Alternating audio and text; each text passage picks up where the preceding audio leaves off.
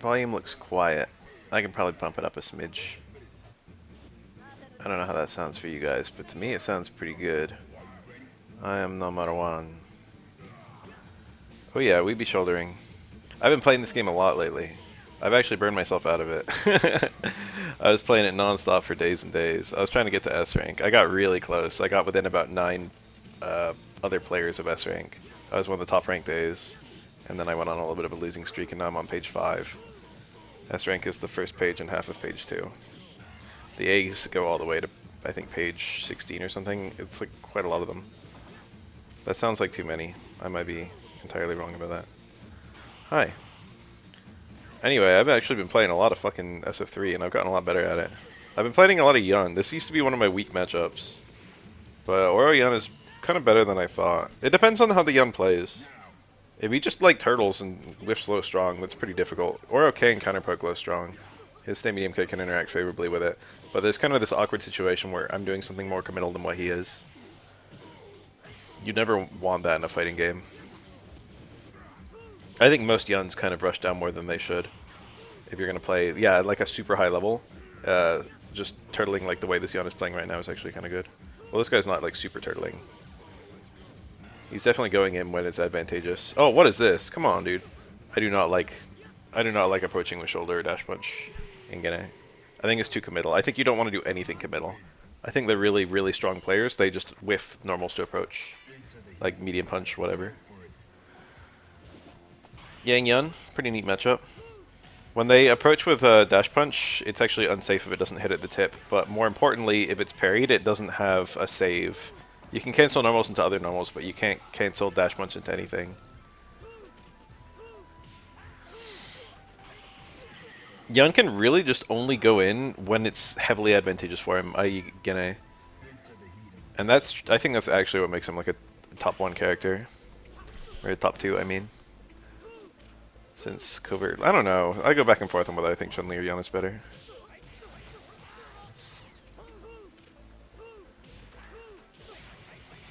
They both feel so oppressive to fight if they're being played well. I think Yun has a higher skill ceiling. They're both decently high, actually. That's unfortunate. I've been doing that a lot myself. A lot of Yun players will do the shoulder into activate. Oh, that's what I'm talking about.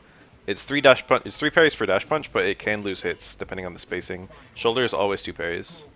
And Yun can't do anything to save himself once he's getting parried. What was I going to say, though? A lot of Yun players have been doing a shoulder activation on me, and that's actually reactable, and if you parry it, you kill his entire Gene timer with your punish. But it's kind of annoying because there's a super freeze, which makes the punish kind of hard. That's me.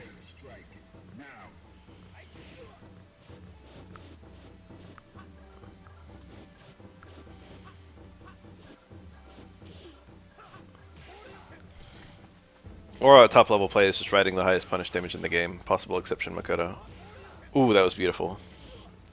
But the problem is you only get it off of like close parries. It's kind of like how Makoto has the same issue. Ooh, nice. Never mind.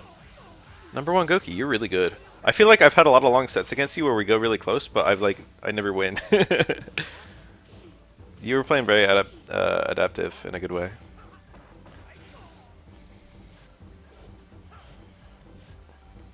I feel like we're pretty close in skill, but you're probably a little bit better. That's a tricky matchup too.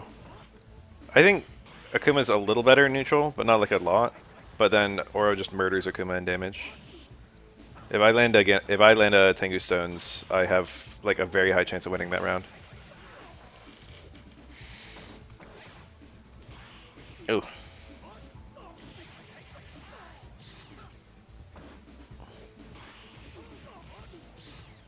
Luck is in Oro's favor, I feel, just because of how damage output works. Oh, thank you. I love SA2 Ryu. He's one of my favorite characters.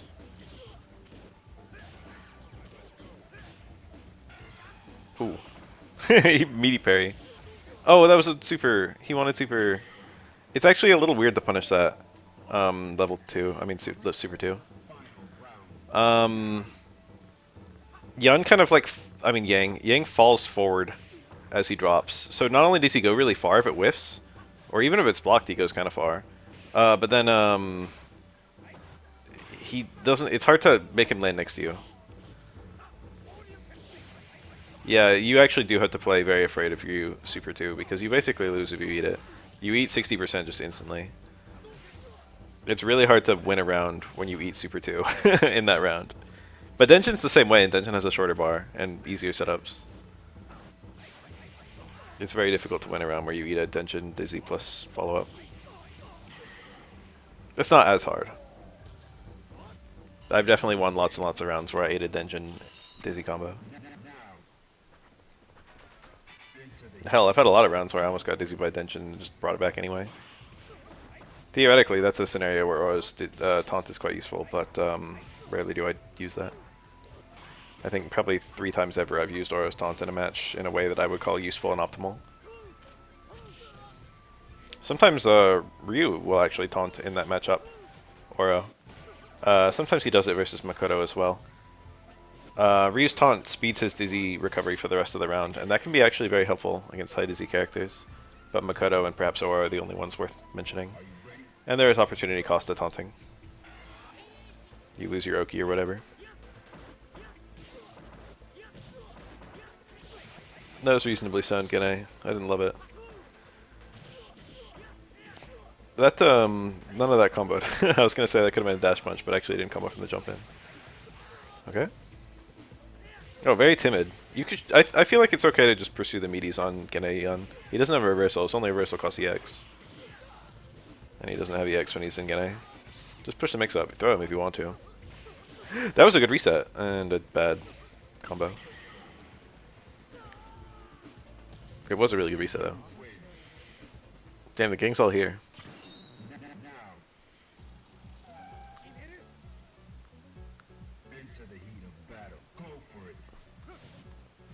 Favorite matchup.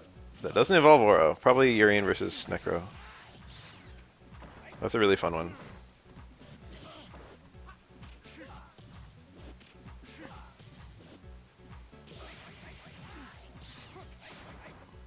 Hi, Spab. Oh! I always eat reverse or resets into low roundhouse.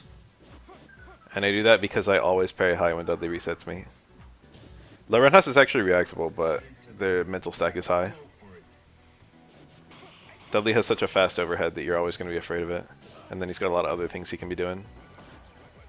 So realistically, parrying the low roundhouse on reaction while possible is very difficult.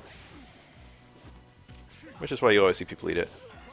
Oh, he wanted 2. He only got 1. No! This might be that one Dudley who always just linked super. I don't actually know what that does to the damage. Technically it works from farther out anyway. That was a really high connect. You've only got a 4-frame parry window when parrying anti-airs, I think. Something like that. So anti-airs with different timings can be difficult to parry. Ooh. Dudley Super 1 is pretty baller. Functionally it's almost identical to a Super 3. Necro is a really cool character if you've never seen him that much. Both characters kind of have to respect each other's game plans. It's a pretty even matchup, and both characters are super weird. Oh, well, that could have been a much bigger punish. There we go. True. I thought that was a fire tweet. I did 2 different versions with the same joke. I'm hoping that people enjoy the joke. I think these are 2 Kemis actually. I think most of Third Strike is a Kemi. It's hard to think of many Dhalsims in this game.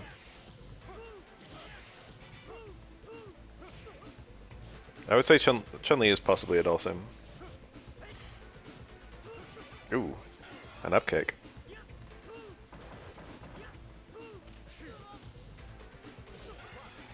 He did it, he did the link. Yeah, he's doing that on purpose. I don't know what this guy's deal is. I don't know why that's optimal, but he likes it. Dudley could be played like a Dhalsim. The thing is, Dudley has, I think, the best set of normals in the game. The other contender's Chun-Li. Dudley's got a lot more variety on his normals. He can do a lot more things. Chun-Li just has really impressive, like, single-hit attacks.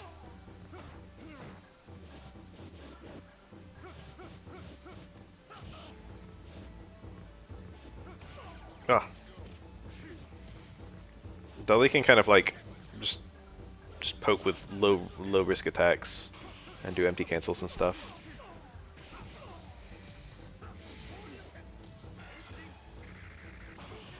Ew.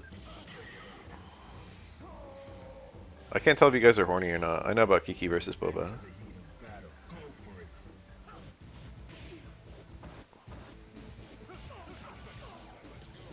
Yang is definitely Kiki. Whoa. Oh, he dropped it. I love that little salvage. I never used to see people do that, but now everyone does it.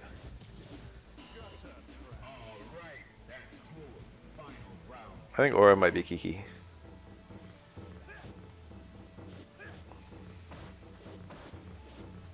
Ugh. I don't know. I don't know about Makoto. That's nice.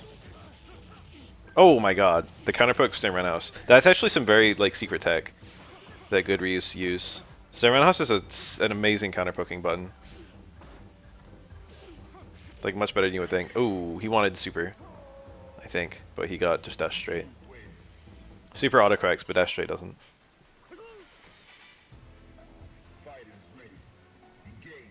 How's the volume, by the way? I think Necro's Boba, but Necro's electricity might be Kiki.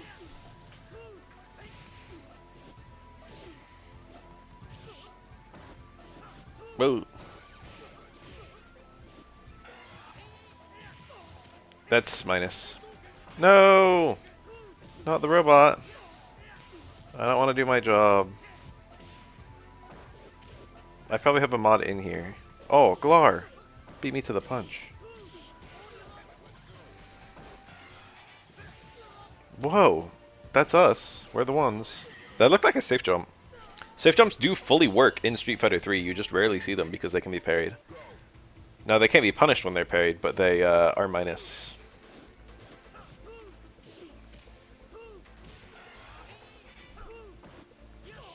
Okay. Still a pretty good pickup here. He dropped it, but, you know, all he really lost is meter. A little bit of damage. Oh, that's nice. Alright, show me that SA2. No. Yes, show it to me. Show me the raw. No, he's actually... I was going to say he's dead, but... Oh, that's scary. He's dead. I was going to say, it is scary as shit. I have an install, too. I put up my stones, and when I'm trying to push my pressure and people are getting hit, it means they're mashing. And if they're mashing, it means that they could maybe thread the needle and fuck me. And that's what just happened. Ryu just threaded the needle, and he fucked Tion. Oh, towards fierce. No Ryu does that normal on purpose. That normal sucks ass in this game. It's reactable, and Ryu can't save it on parry. It also doesn't really lead to anything. It should be a lot more plus than it is. If it was, it would actually be okay. The only thing he can link out of it is an EX-DP or a Super 2. And if the opponent's crouching, he can link a regular DP. That's horrible. Like, that's all you get. They should make towards heavy punch into DP just always work. And it shouldn't even be a one-frame link. It should be pretty easy. Yeah, that's me. Oh, SA1. SA1 being used for the super. Not rare, but not common. If it's special cancel, that would be good. It would still not be that useful, but it would be better.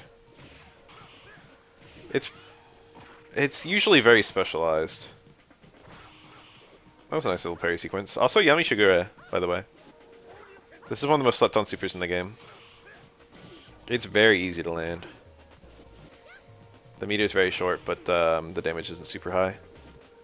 And you only have one bar, which is unfortunate. Ibuki's Super 1 is a good super, but you can't really like use it after a parry or stuff like that. It kind of exists in its own little sphere. SA3 Elena versus Hugo is not horrible, but definitely not good. It's probably a 7-3. I don't think it's the worst matchup in the game. It might be like a... It might be better than that. It might only be like 6.5. 3.5. Stand strong, confirm Super 3. I love Yami Shigure. Well, that's a good little parry. Very brave. Scary to do that. Oh, that hurts. The scratching hit too. Ooh. Yeah. When you parry Ibuki Stain Jab, or any light normal I should say, you get a lot of extra frames. Ooh, I would have not blocked that, I would have died. I'm dying, I'm scared. Okay, no one has any meter, it's fine. Ibuki is maybe even okay here. I understand, but man. That was like a bronze moment. I did watch SF3 Evo, it was pretty hype. I don't think it was a bad decision to what do you call it, neckbreaker there, but it was definitely very all in. Oh, I've been doing a lot more jump in parry. I never used to do that. I used to find other angles to jump in or other timings or stuff like that. But now I've actually like learned jump in parry to beat various anti-airs. I'm okay at it. I'm not great yet. I have strats like that, not in SF6 though. But I have strats that only work against good players.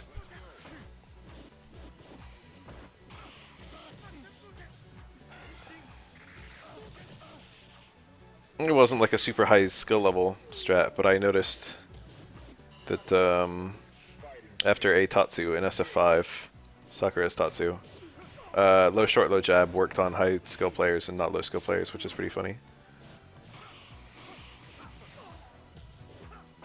There's like a cutoff. People above a certain skill level start stand blocking instead of crouch blocking. I don't know. Dejin, good setup. Oh, he held it too, greedy, but it was the right play. Dudley has a long dizzy bar actually. There's 3 different dizzy bar lengths. Dudley's on the top tier.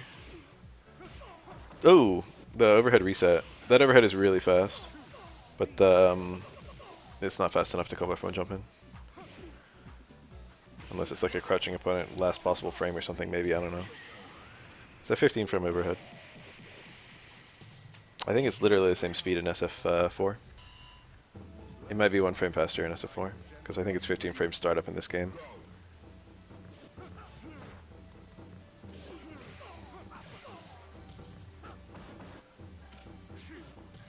I mean, I knew Hayao was going to pull out some crazy shit, and I knew he wasn't going to win. So I kind of got exactly what I was expecting. He made it further than I thought he would, which was really cool. But he's an extremely skilled player, and probably still in practice. The thing that really hyped me was Elena. I wanted him to run it all the way, but I understand why he wouldn't. That was a cool moment. It's a lot cooler if you know how shit that normal is. Also, it was Can I Say 3? Yeah, Tomi, I wanted to go further, but Makoto is always kind of like random. Hugo fights Yon pretty well. It's like a 6-4 in Yon's favor. It's remarkably decent. I said a low short confirm. That one he actually was too far away. I don't think he could have done 2 low shorts, so that was actually probably optimal. Healing is okay in SF3. You really feel the lack of EX and the lack of super. The opportunity cost is very significant. It's a lot more significant than losing Ultra 1 in SF4. That being said, it's actually easier to get a full heal in SF3 by a country mile. Great red. Oh. Oh, he didn't cancel. Should have committed. That might be a whip punish. That super hits on frame 2. It's really fast. I think it was incidental. It might go over a Shoryuken. I don't actually know. That button is an overhead. It has a lot of shock value.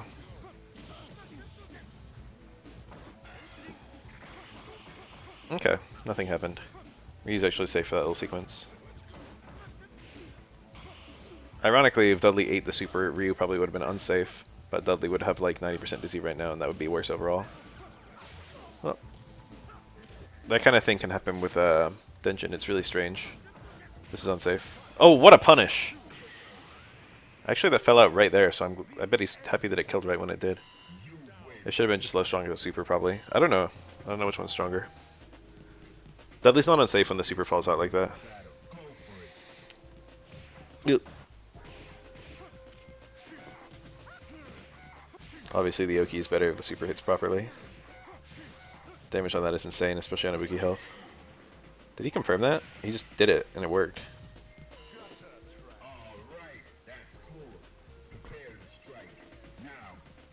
The phrase people like to use with Hugo is sleeper mid, which is a pretty funny phrase. Hugo is a sleeper mid.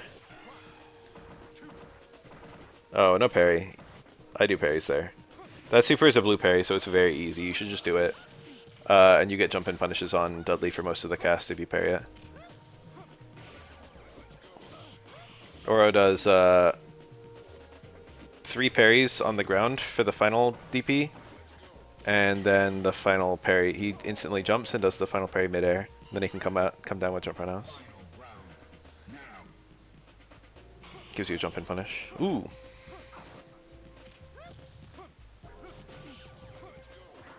Yeah, that's the thing, Mr. Noobcake.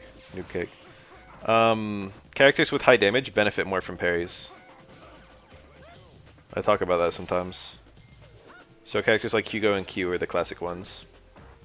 Still no. Going for the side swap was good.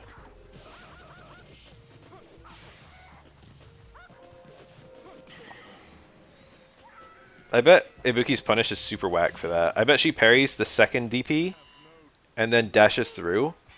And then she probably jumps toward Dudley with like jump fierce, stay medium kick, Grida or something like that. Nub. Okay.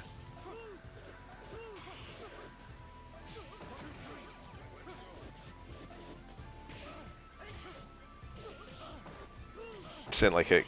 Oh, nice red. Yup, challenge those. It's SA2 Yun! Rare footage!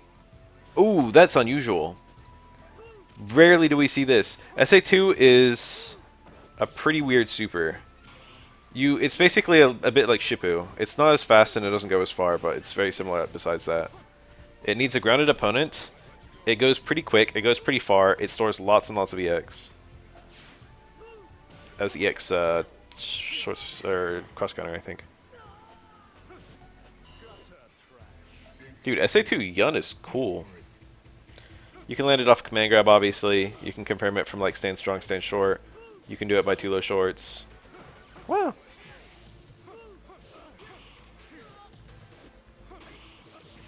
There it is. Pump up. The damage is not super high, but it's not horrible. The kind of funny thing about this super is that it holds the most EX of any super in the game. It might be a tie. 3 bars with this meter length. Oh, there you go. Look. He used EX. Genei Yun often doesn't use EX.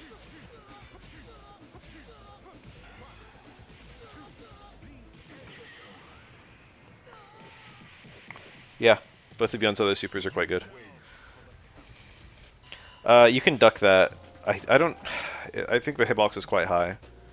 Oro can duck it anyway. I don't know about other characters, but it didn't seem to hit there, so Dudley seemed to duck it. Without Genei, Yun would be probably high tier. Be close to Yang. Probably a bit worse than Yang, but pretty close. Because Yang's supers are really bad, but Rekka's obviously better than any special move Yun has.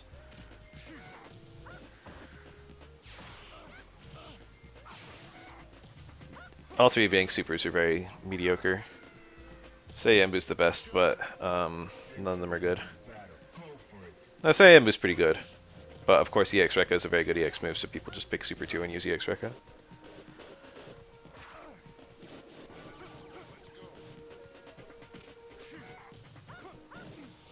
That's frame 1 airborne. It's unthrowable. If she gets hit out of it, she gets air reset. Ooh, look at that. I don't know if I did. I did a tier list of the super arts. I might have done something like that at some point. I've definitely discussed it before on stream. This is winnable, but really difficult. Ibuki's bad at this kind of comeback.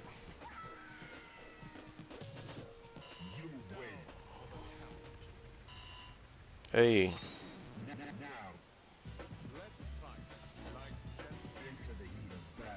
Thank you. I used to think Oro Alex was super one-sided, but I've been playing really good Alexes recently. And I think it's not as good as I originally thought. I haven't started, I don't start till late August actually. This is like my last free month for the rest of my life, till I retire. Might as well enjoy it. Um, Alex really just murders you if he gets a few hits in a row. I played a set versus Durlath where I won, and then I played another one where I lost. He was playing this character. I think it's in Aura's favor, but like, it's like 6-4. I think it's better than that. If it's played optimally, I think it's 6.5, 3.5. But I used to think it was 7-3. Durlath plays the matchup better than I do, though. He's more adaptive than I am. I'm like an old dog. That was nice. He actually could have super cancelled, but he might be better off that he didn't do that. Jump short. I think that's active for the whole jump. Don't quote me.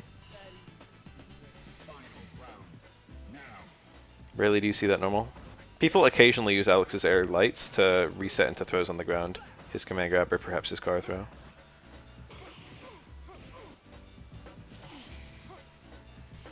I'm in Cali. It's probably one of the better states to visit. It depends on what you want to do if you come to the States. Look at that, that's nice. Staying short has a really weird little hole that it fills. Oh, he fucked up the parry. It's easy. Staying short pushes out less than most of Alex's other cancels. I think it also moves him forward a little bit. So staying short cancels into super are pretty reliable. The character rises in tier significantly. So actually, Sho made a tier list recently in this game, Sho the Unplayer, and he put... There were like two like really weird picks that I would not have guessed. I think he put Makoto as like the low end of high tier, and then he put Elena at the high end of high tier. He had Elena as the 5th best character in the game, I think. Look at that, beautiful. And the command grab was very nice because it wasted all the time. I did the red parry recently, and I felt good about myself. It's quite hard to do. It's not that hard. It's actually reliable. Red parry on EX/elbow. You block the first hit, and then you red parry the second. Yun just went for it there on the EX chop, which is even harder. The low end of high tier, you know, like probably 7th in the game.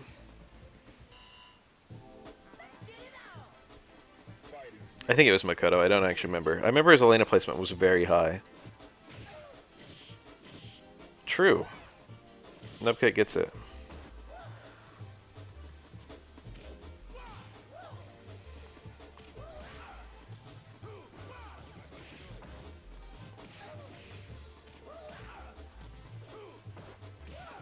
Nice. I think he had a 3rd hit there. I think he just dropped it. He was too early. I think he can get back strong or something. That was minus, that last one. Hit the super confirm! He didn't confirm it! Back light kick, stay medium punch. I'm crying for him. Oh, let medium punch at that timing? I don't even know if Alex got a punish if he parried it. I would be fuming if I was... Okay, he still won. It's very scary to do that parry. Alex could have hit him with low short, could have hit him with command grab. You know.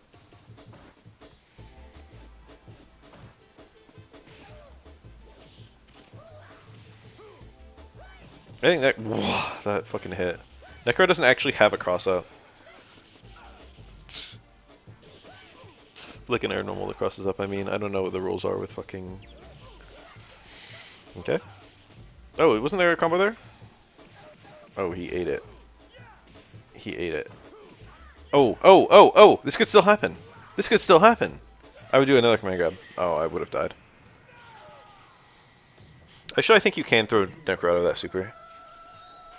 But the timing probably wouldn't have been right. You don't go for frame 1 like meaty command grabs because the opponent has some wake up invincibility if they don't do anything. Throw invincibility. Low medium kick.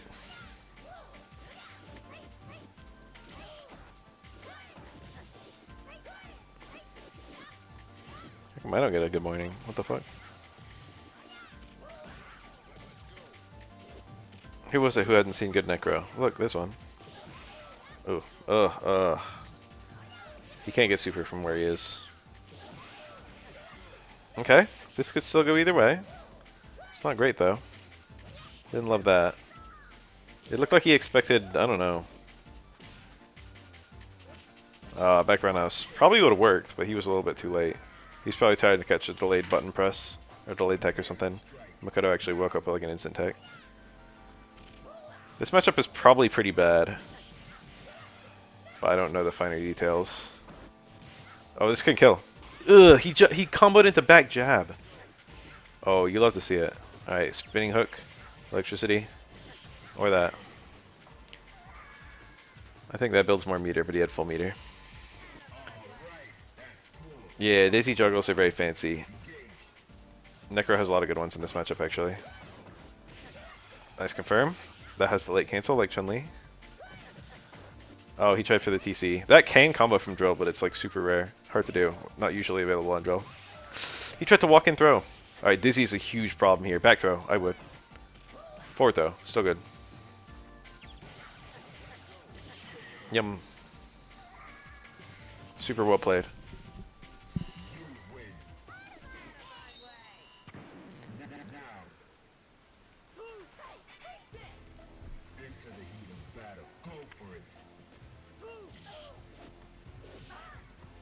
Yeah, Necro is super cool. Why do I have a text? Who texted me? Oh no.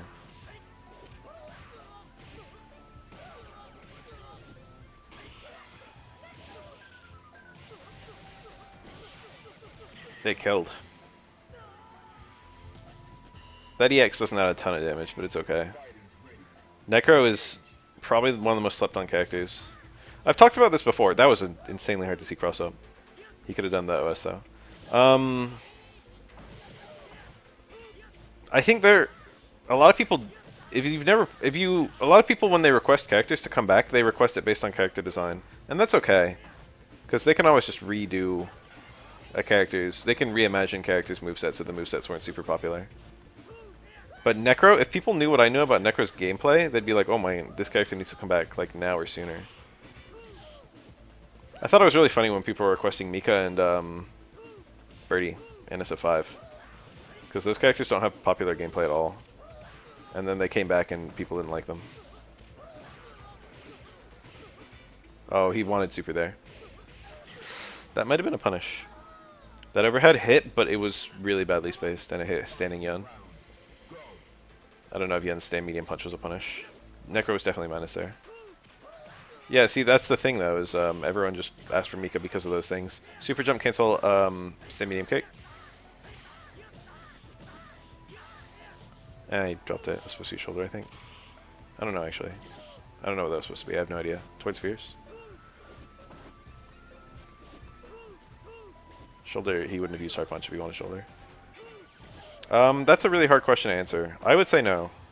But it's mostly because of the other characters that were considered top tier when 5 came out. Mika had like a bad matchup against all of them.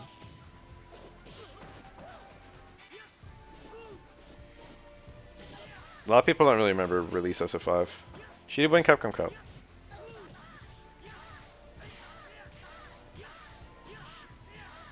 Cool. A lot of people didn't like that she kind of broke the rules of the game with her little wall bounce thing. And the game was kind of different in general, like the scaling was different.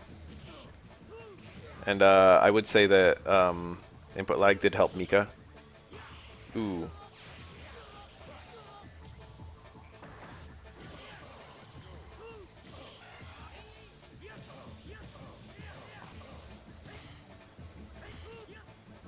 That was tricky.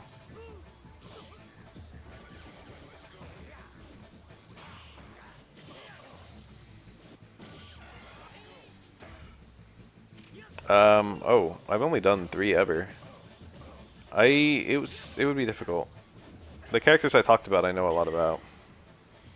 I could definitely do one for Oro, and probably a couple other characters, so then it would get tricky. I don't know if I could do the whole roster. However, I probably could be convinced to make more for money. But it would probably be like a crowdfunding thing. I don't know if you could do it by yourself. Because they take quite a lot of effort to make.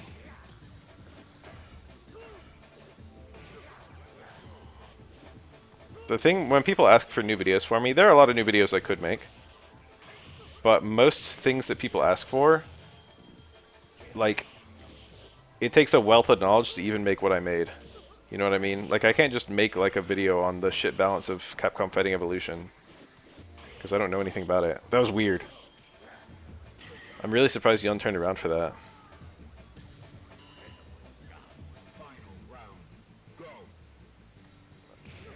A little bit I was thinking about a bad balance for T-Hawk in SF4. Now, I don't think T-Hawk is a horrible character in SF4, but he is really notable in that he has absolutely no sauce. And it's a really rare example of, like, the extremes of that. Of having a character who, for 5 versions of the game, had no sauce at all.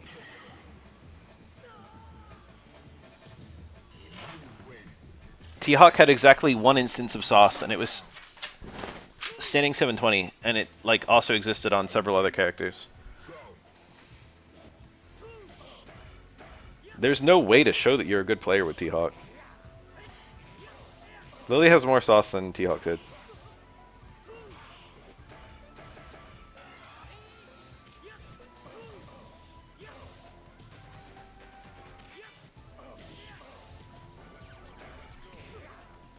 I think Lily's probably the least saucy, and then probably Mono. Ooh.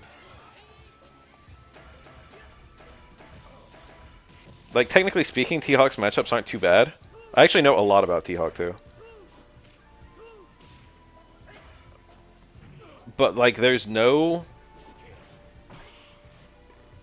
He went unbuffed for a super long time, and Ooh, I do that.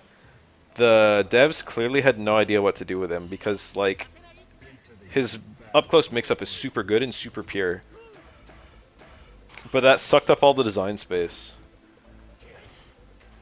And there's just a lot of real significant wonkiness. Like, the way his command grab works, you basically always want to land the light one, unless the heavy one kills.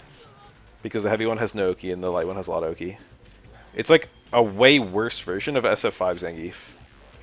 It's like SF5 Zangief, but it doesn't work. Oh, he was a lot better in Omega. He was an entirely different character. They made Spire a good move.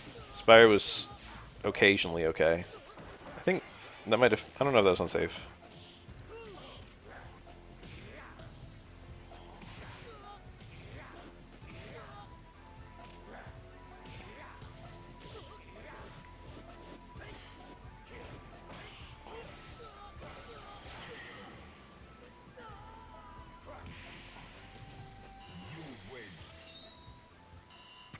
The design space of T-Hawk was just being sucked up because if he's next to you, either DP or SPD is going to work. He can just do either one. And they had to do such stupid stuff to make that fair. Because they're both pretty high damage. Like, they couldn't ever give him a confirm. Or, like, the confirms that he couldn't go into DP. He had to go into shit like... Ooh, look at that. Like, a series of light normals into medium punch.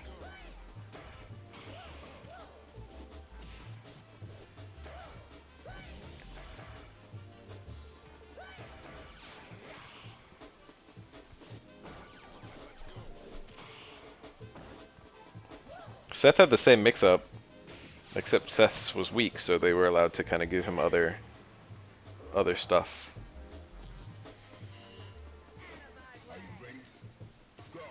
The thing about T-Hawk is that you would think his damage is really high because he does a lot of damage in one hit. But actually his damage is super low because he has no fucking combos and no way to extend anything. Your like biggest combo extension is just EXDP, EX dive.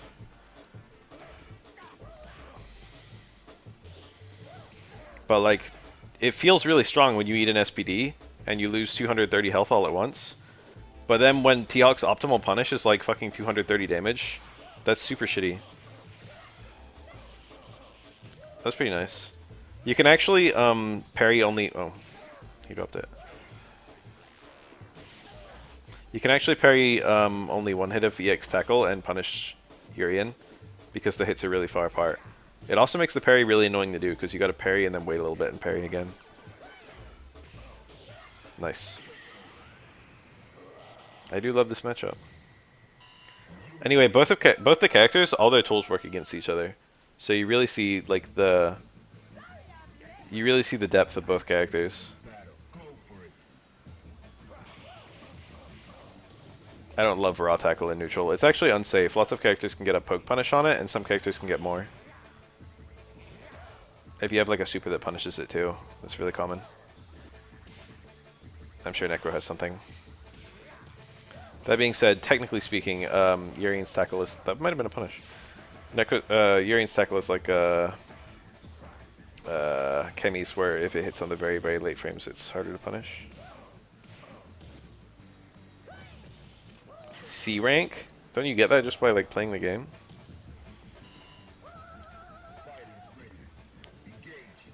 You used to start at C rank, now you start at unknown rank, I think.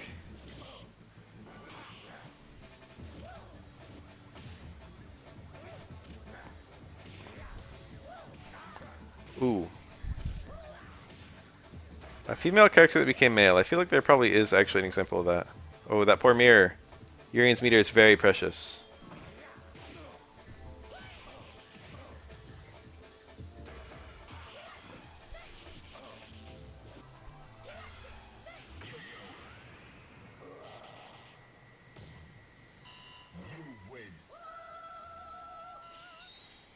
Yeah, tackle into super in particular is like, I have an excess meter and I'm losing.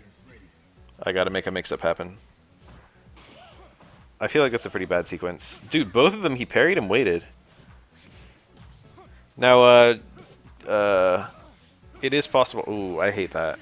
I hate that. That happens to me all the time. My buttons are very vulnerable to that. Even Roundhouse, which trades with Dudley Sermon House. Dudley can whiff punish it. But it like beats mediums.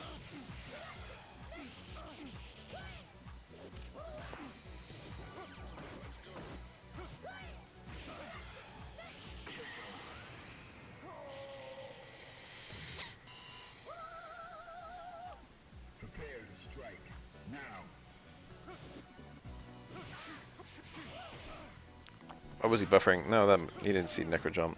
It's instant air. This is like me when I fight Dudley. Dudley's a fiend. Oh, he shook out.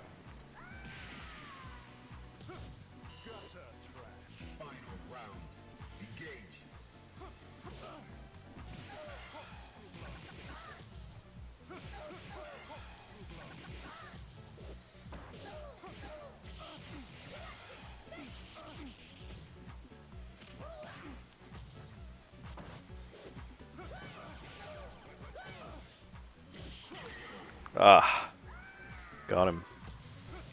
That was actually quite committal. Dudley's dizzy was really low. If Necro didn't commit right there, he could have done a low short super or something.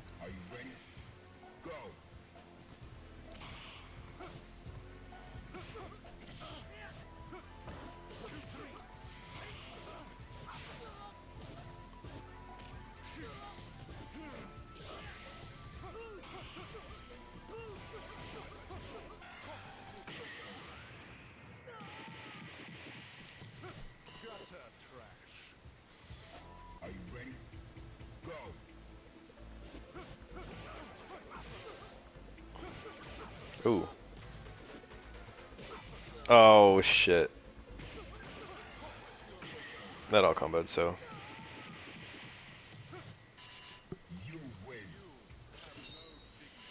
It's scary that Dudley didn't even have to care if that was a dizzy or not.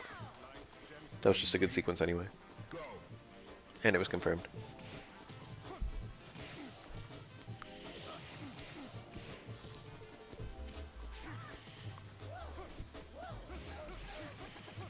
I love that light spinning hook into down back heavy punch.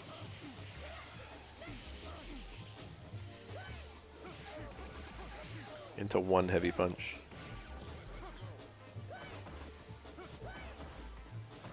That jump was smart. He was afraid of throw. Dudley's jump is really tiny, and if he predictively jumps a throw, he can actually punish it. Like jump right out, land super. Nice. I don't think that was confirmed. I think that was just a empty cancel. Wow. I red parried the last hit of EX short swing blow the other day. I'm getting braver about my red parries, and I'm actually hitting them, which is pretty cool. Yes, my Lance girl.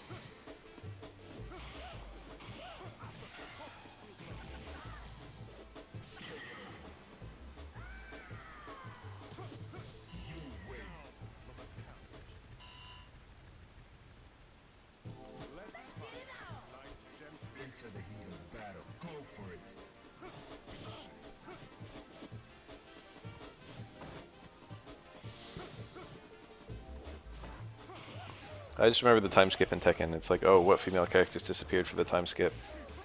But the female characters that disappeared were replaced by girls. Oh.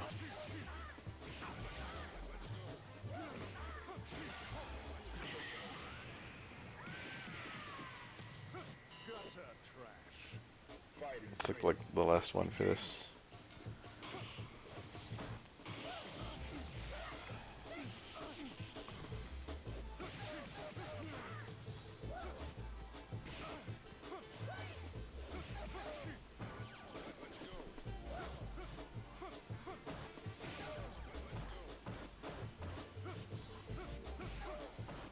Oh, I hate this. Dudley's so scary when he's got you like this. Just walking in, whiffing stuff in your face. I can't believe that didn't kill. Alright, how about this one?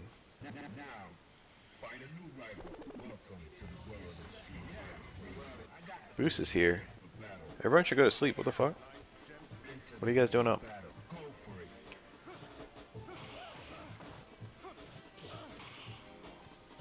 What's today, Wednesday? Boost, I saw you in some recent tournaments. You were looking kind of clean. I was jealous. I don't play SF6, so I can't be good at it.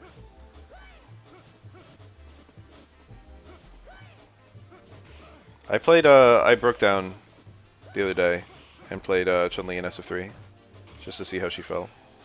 That trades. That super has no invincibility, but it puts a projectile on the screen even if Necro gets hit.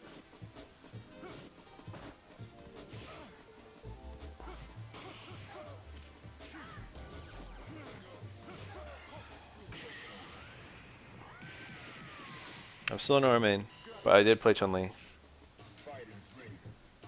I labbed low medium kick super, and every Chun-Li player who can't do that confirm is a fraud because that shit is free. I was really astonished at how like reliable it is. You have a lot of time.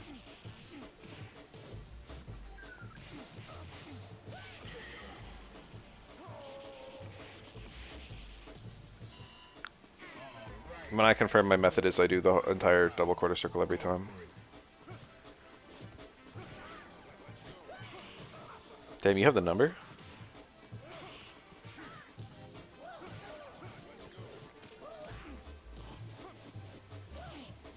Oh, Renos. Oh, back medium punch confirmed super. He didn't get it. This is hard to punish. I don't even know if Dudley has something to do with parry's last hit. He probably can do reversal super and punish it, but I doubt it gets the... That was a good punish. I was going to say I doubt it gets the first hit, which is the one you want to land. Probably only gets like the last couple hits.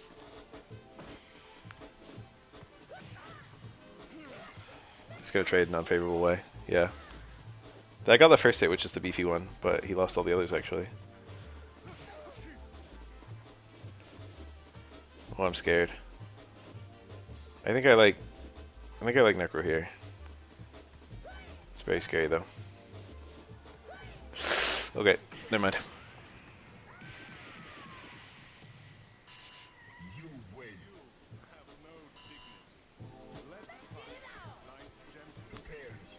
Supposedly, yes.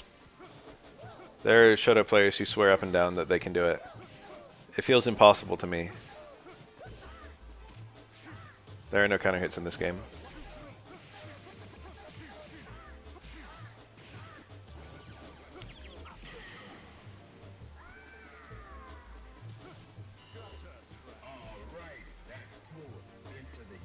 Oh.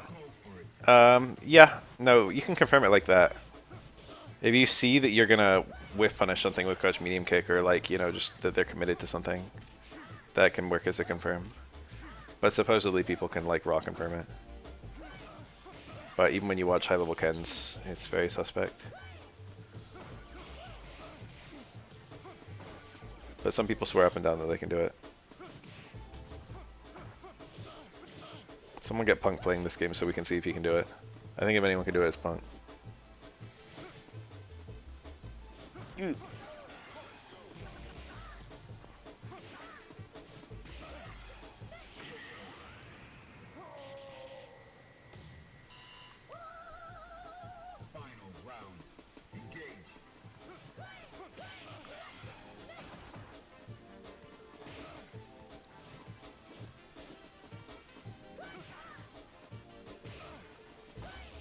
Yeah, the delay on this game is supposedly faster, I think.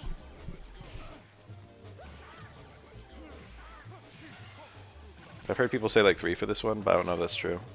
Someone fact check me. 2 or 3, something like that.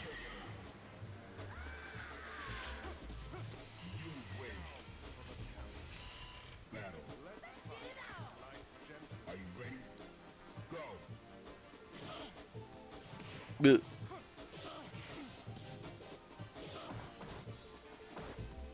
Low light kick does combo to light spinning hook. I don't know if you got a light cancel or if it was a range issue or what. That's nice. There it is. He just held it. Or rather, he mashed it. That's an overhead. Dudley probably can't duck it.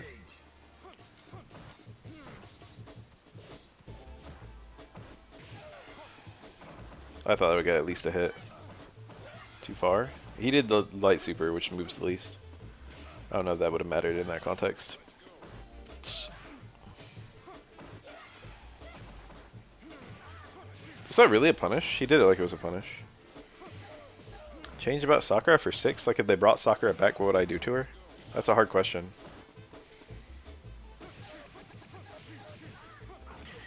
I really enjoyed her little VT2 Tatsu to Sakura Otoshi thing. I think they need to do something cool. No, Drive Rush would actually just make Sakura Otoshi sick. They don't need to do anything to it. What am I talking about? If Sakura was an SF6, she would just have some kind of EX Tatsu launch, and then like Drive Rush, fucking back hard punch, cancel to Sakura Otoshi. That'd be cool as hell. I think Sakura Otoshi is one of the most fun special moves in the entire game to land. In the entire franchise. It's just neat bouncing off the opponent like that. I just play characters that bounce off the opponent.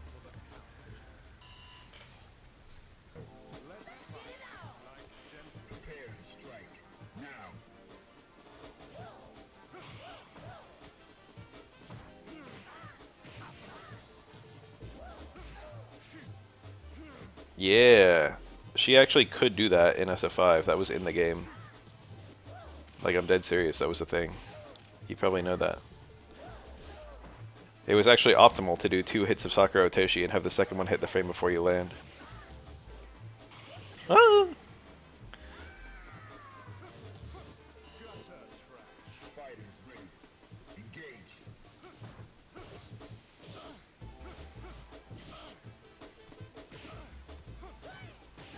Yeah, you and everyone ran BS2.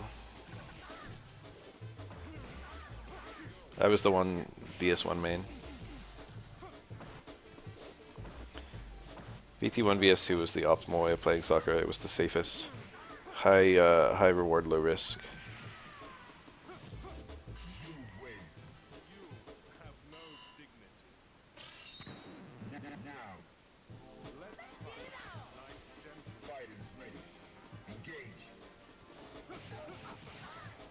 Yeah, Hugger sucked ass.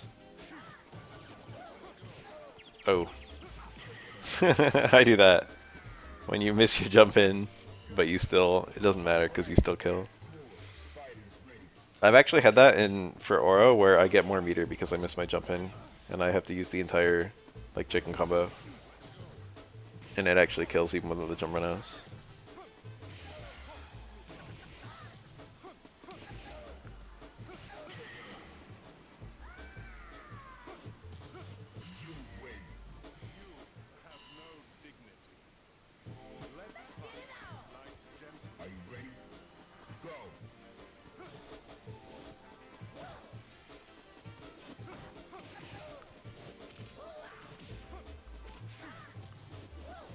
You know what I want in SF5? I mean SF6 for Sakura. I want her to have a wall splat comp. Oh, he just walked through. He didn't even dash. Corpse walk. I want her to be able to wall splat the opponent with drive impact and then do like a normal, like fucking back heavy punch or whatever, and then charge up a fireball and hit the opponent with it. Wait, I'm just describing Akuma. He can already do that.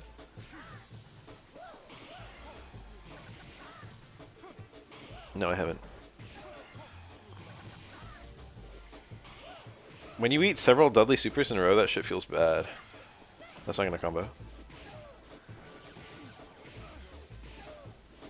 Stand strong, pretty good button.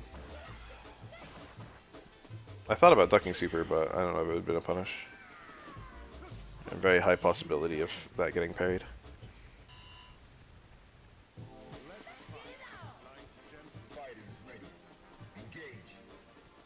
That would be tight.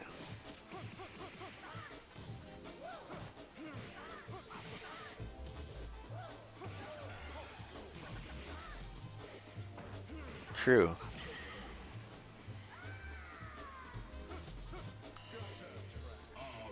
Deadly damage output is pretty strong.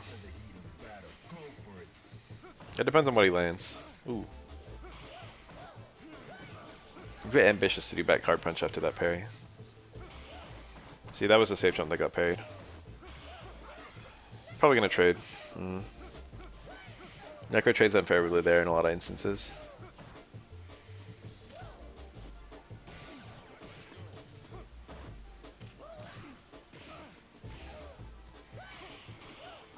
SF4 had Warrior Dudley. Dudley does a lot of dizzy with his uppercut, but that's about it. His jump heavies and his stand heavies do pretty good dizzy, but most of his attacks do almost no dizzy at all. Dizzy is not distributed evenly in this game, unlike Street Fighter 4, 5, 6. They like use it as a balancing factor. Like if moves wouldn't be good if not for high dizzy, they often have high dizzy.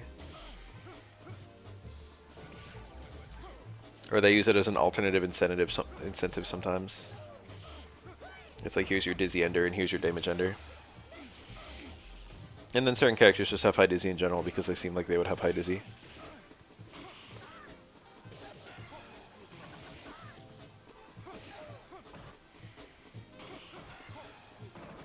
No red. He was safe. He could have killed meterless if he did the red, I think. I don't know, it was a really far out super.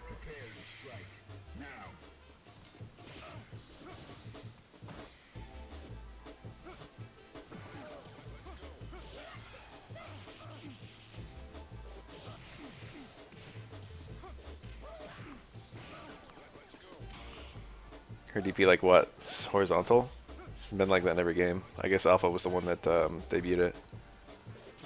It's like a combo under DP. You can get like jab jab short and then still get full hits of heavy DP. That's a signature for her in the Alpha series. 3 light normals, heavy DP.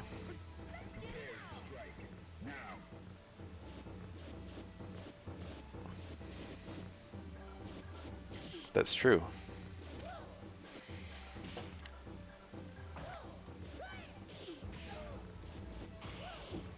This matchup is pretty cool too. Excuse me. Pretty cool too. Oh, hi. LP1. Nice. I made you hate the matchup.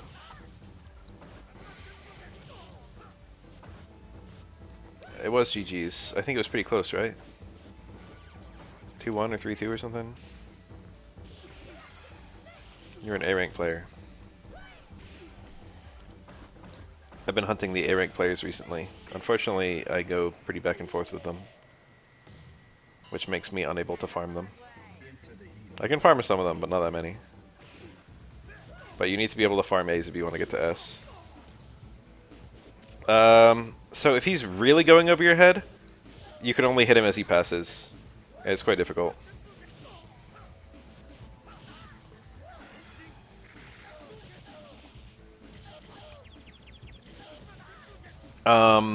You can actually stand block and then make Ryu more unsafe. And it's actually possible to alternate stand and crouch block, so you take less chip and also you have more frame advantage when you finish blocking. Now that sounds really difficult to do on reaction, but you can kind of like train yourself to do it.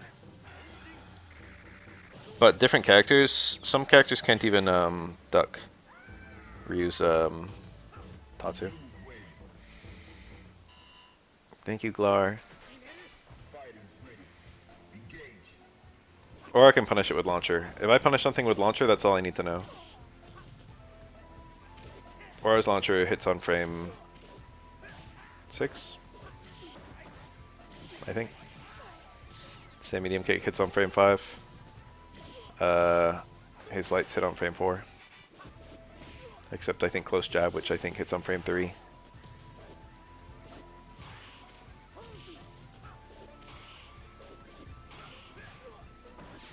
which is useless, by the way.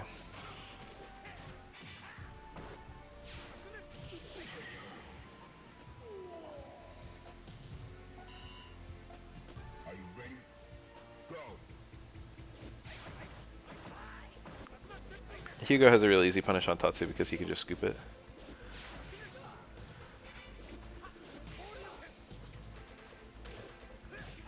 The dash back Kara throw is so nasty. Ryu's Kara throw is very good in this game. Well, it's not very good, but it's good. It's better than not having one.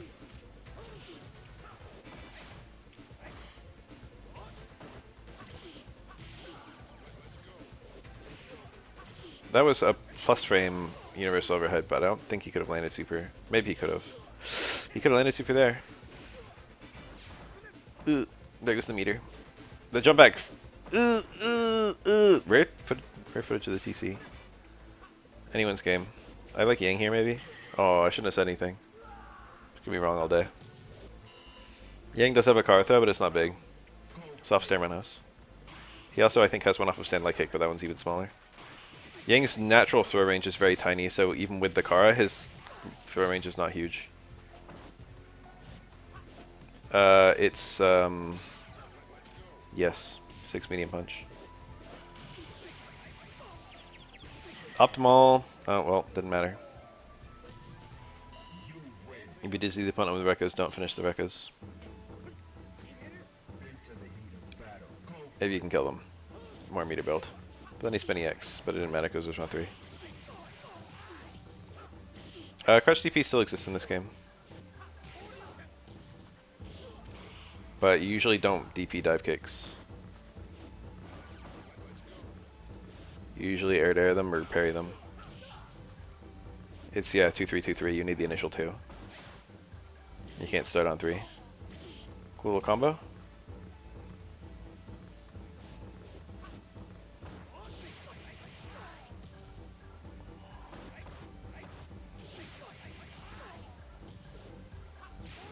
Ooh.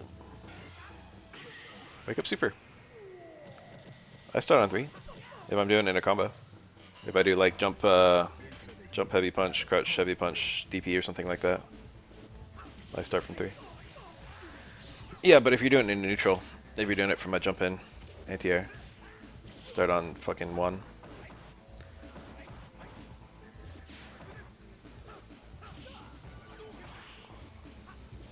The Daigo parry famously has a crouching button into a DP. There's 2 ways to do that, and the easier way is to do 2-3-2-3. But it's also possible to do it forward, down, button, down forward, button. 6-2 button, 3 button. Which is actually what I do because I didn't know about the crouching DP motion. So that's how I learned it. The jump in combo is actually not free. It's kind of hard to do. Whoa, that's like a KOF motion. 3MK, 63 MP. A lot of KOF, like, oh, look at that! I love to see Yang's little kick TC in his Saiyambu combos. Saiyambu is actually considered to be the good super in this matchup. Because Yang gets very easy cross-up unblockables versus Hugo. Because of his giant hurtbox.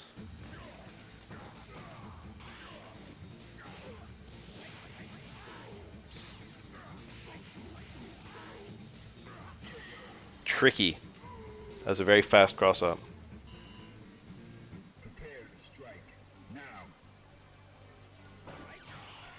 Nice. This does like 75% of twin health. Okay, 75 is a bit strong. It's like 60. What's I gonna say? Oh my god, he's melting. Parries? A lot of people erroneously say that parries are hard. They're correct in saying that they make the game hard. They definitely do that. But the parries are actually very easy, which is the whole reason people get them. Yeah, 8 to 10. Variable based on what you're doing. Ooh. Oh, he blocked it. You can't just block by alternating the blocking directions. Yang can also do it wrong. Red parry. Of course, the hard part of a parry is figuring out what the hell the opponent's about to do and when they're about to do it.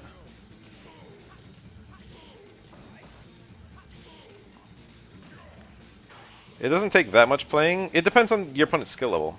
If your opponent's an idiot and everything they do is obvious, then parries are very easy to land. But yeah, they had a ridiculous amount of skill ceiling. He's not dead, but he's almost dead. Oh, it's close. Maybe he is dead. Whew. Oh, so much for that. Low parry on Wake Up versus Hugo is pretty ballsy. It was pretty low risk. Well, I mean, everything was high risk there, but that was not a super weird play by the Hugo. Yeah. Hugo is actually very... It's very possible to make it really hard for him to ever get a 720 against you. Well, I'm speaking as an Aura player. Depends on who you play. Or as Rain Bubble. But making it so you're impossible to 720 can't open you up to other stuff, obviously. No buffer window on punishes is, like, I don't know. I love the buffer, the combo buffer in SF 5 and 6. Fortunately, most punishes in this game moves are usually intended to be either really unsafe or just safe. And the things that are only barely unsafe are usually punishable by supers, and supers you can piano, so there is a buffer window.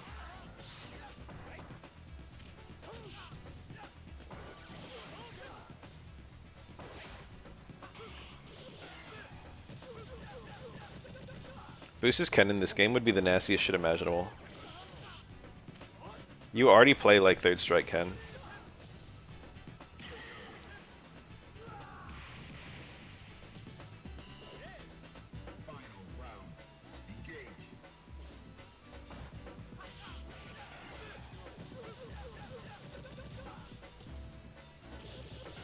Ugh.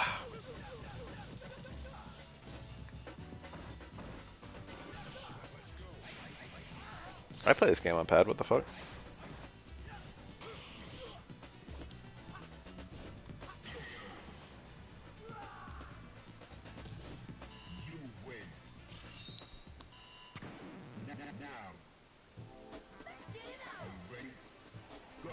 I played Nora the other day, who was like, he was a B rank, but he was an Nora and he was killing it. And I don't normally kind of dispense advice these days, you know, it feels a little condescending to me. But I just told the guy, I was like, hey, like I finished winning. I was like, add stand medium punch 2 hits, micro walk, stand medium punch 1 hit to your repertoire. It's really useful to use it every round. It'll make you a much stronger player. Because I was doing stuff like stand strong 2 hits, stand strong 1 hit, EX stones or whatever. And he was doing stand strong 2 hits into roundhouse. And it's just like, bro, if you do this, you're going to be like twice as good with relatively simple adjustment. Anyway, I told him that. And he's like, I can't do that on pad. And I told him I'd do that on pad. There's actually a couple tricks to it. I just mash really fast, so I can do it without any of the tricks. But,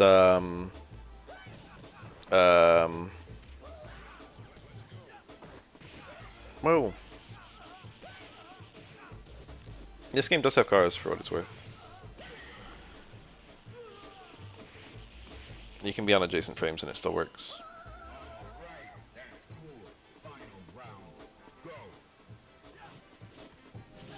Woo!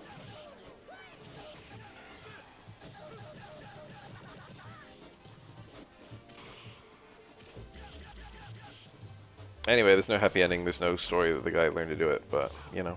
I actually have had that happen. There's like a Fei Long player in SF4. He told me that DPF ADC was impossible for him on pad. And I told him that I recorded the video on pad that he was replying to. And then he took it back to the lab after already deciding he could never do it. And he found a way to do it consistently. Car specials that are very useful other than Ken and Makoto. Probably yes. Elena occasionally does a car DP, but I wouldn't call that super useful. It's also really hard to do. Car command grab for Q is one of the more notorious ones, but I don't know if I'd call it super useful. but it is notorious. Car specials.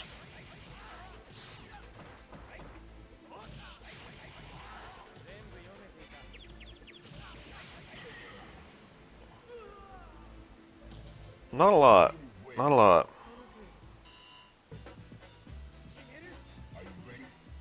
I just pictured Instant Air, Kara, EX Tatsu, and then I remembered that's SF4.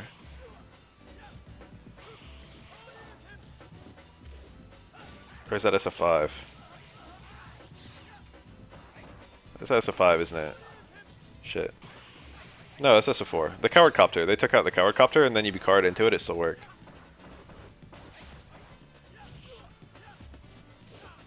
Anyone remember Coward Copter? Those were the days.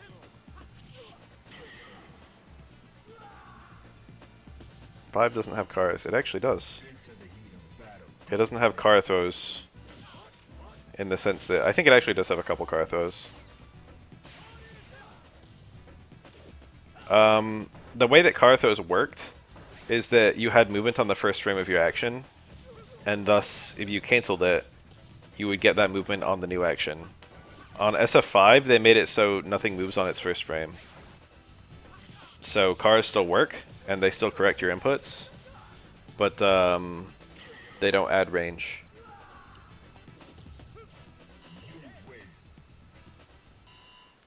Amusingly, people rarely talk about them, but they're moves that car you backward.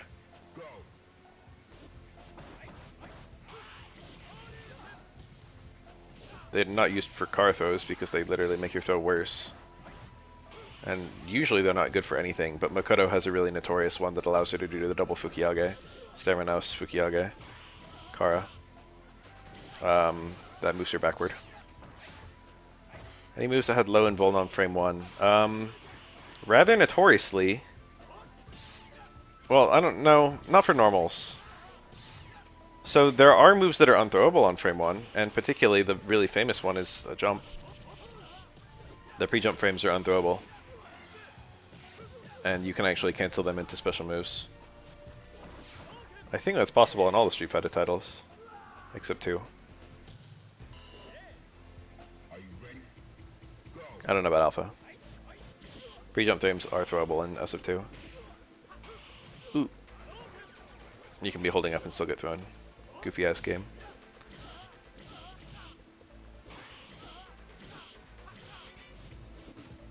Theoretically, they all have it.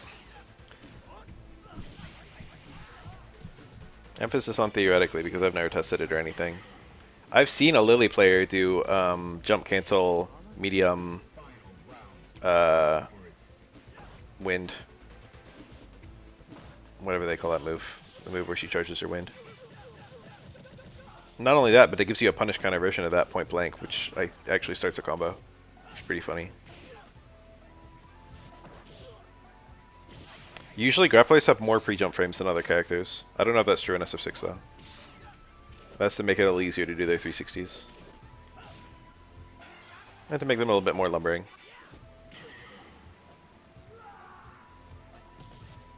They definitely make the grapplers lumbering on purpose.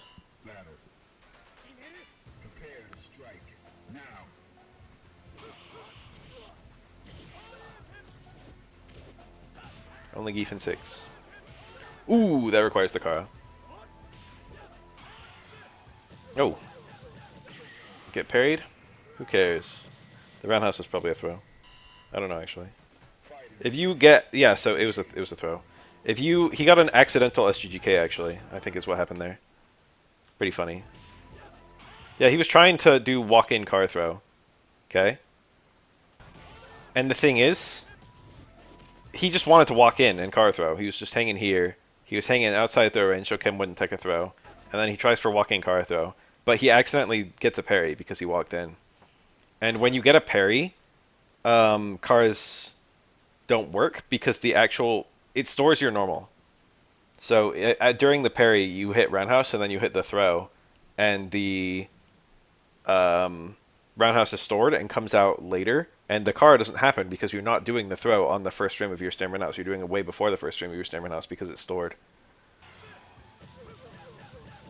So that can be used on purpose to get an option select where you do a car throw unless you get a parry and then you do a button. But he got it on accident.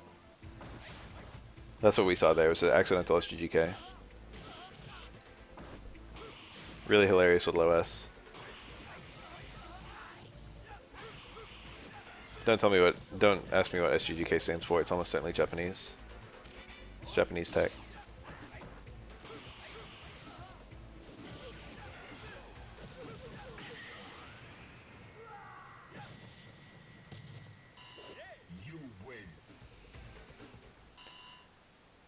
I think Kuroda rather notoriously did not like Yang.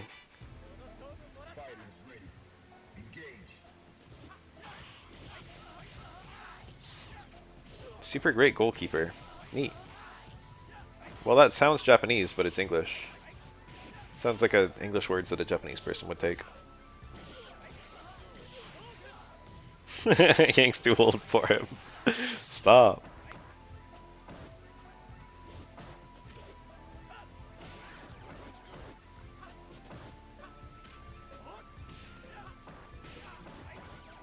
Yang reads as a kid to me. Not like a kid, but like if Makoto, Ibuki, and Elena are all below 18, then I could believe twins are too.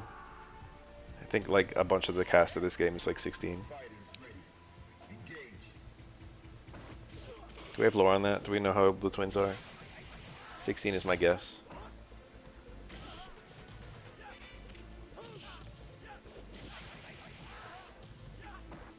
Probably, I don't know. Twins are 28. Okay, thank you. Sure. Don't know if I buy it. 4 is really dodgy about everyone's age for the guest characters. Well, just in general. Actually, every Street Fighter title is really dodgy about everyone's age except SF2. Probably because of the sliding timeline. Yang's in his 70s. Nice, looks good.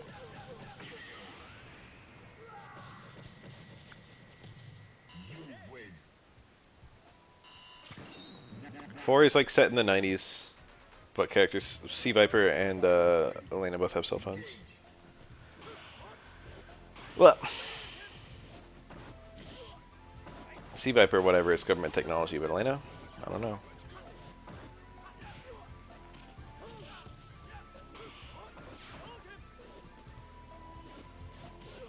Did he expect to be parried?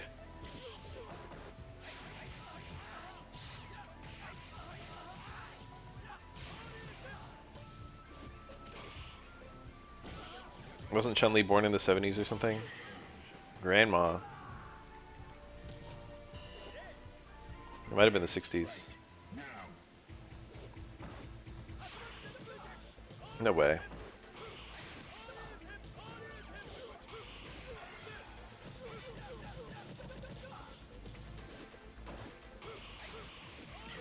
Nice.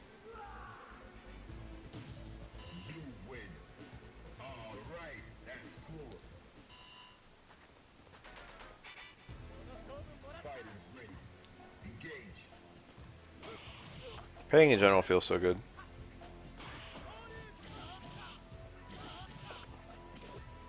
People don't really crouch check in Street Fighter 3. And a big reason for that is that the crouch check comes out as a crouch jab, which can be parried in either direction. The timing is also pretty tight, and eating throws is also just not very rewarding, so people don't really do it. They do defensive buttons.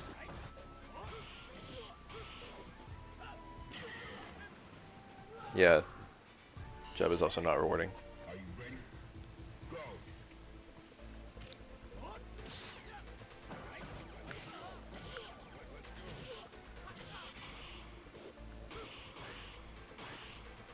I would say the most common way of teching throws in this game is just not tech throws.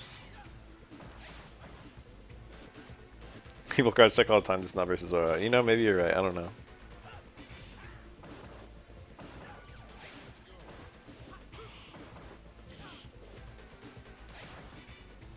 There is an OS in this game that people do, which actually works in other Street Fighter titles, where you block for a few frames then hold up forward, or up back.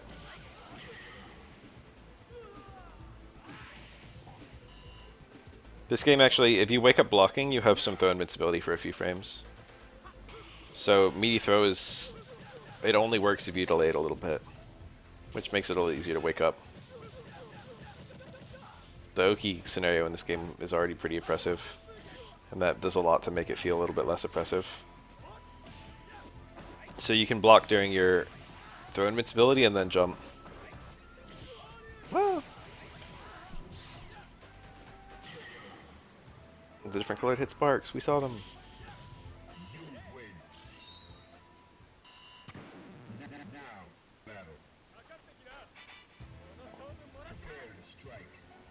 I think there were at least a few games where Geef was listed as being from the USSR even after it had already broken. SF favorite showdown animations. It's fucking this one, dude. What's this? When you say favorite showdown animation, I think of one thing and one thing only. Ryu's donkey kick. Let's see, it's not 5. It's not 6. I do like Akuma's animations in 6.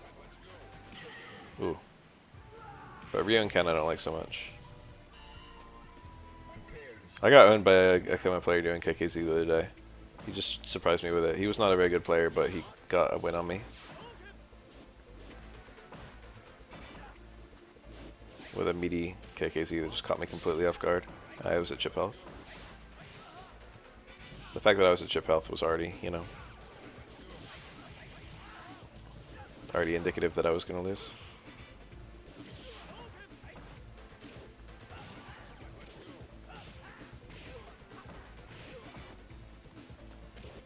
It's really the left to right movement that makes SF3's donkey kick way better than the others. Ooh. Don't know what he did. In SF5 and SF6, Ryu just kind of puts his leg up and slides along the ground. There's no, like, pivot. Do I eat the green part of a watermelon? What the fuck? What did I say to warrant that? No, that thing sucks. I don't even love the red part. It depends on what I'm eating it with. If there's watermelon in a little case with other melons, hell yeah, I'm destroying that shit. But it's the weakest part. I would rather have honeydew, and I'd way rather have cantaloupe.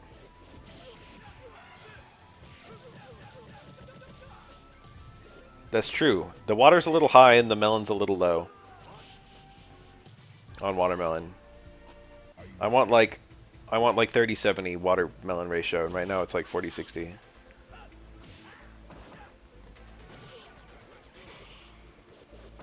What are you guys on? Just don't ask me about my potato skins because I do eat those.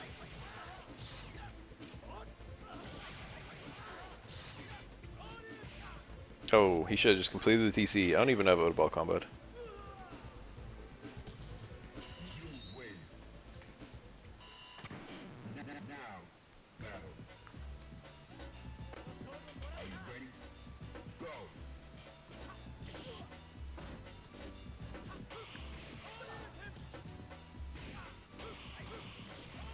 Okay.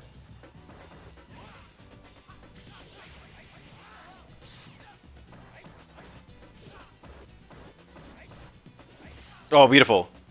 I love seeing that spaced palm. He did that so elegantly. Oh, wake up low parry, but he didn't bite. Yeah, Yang Crouch Hard Punch is a whack-ass button. It feels like it's supposed to be an anti-air, but it actually doesn't beat most jump-ins. However, if they jump parry, it can be very surprising in a good way.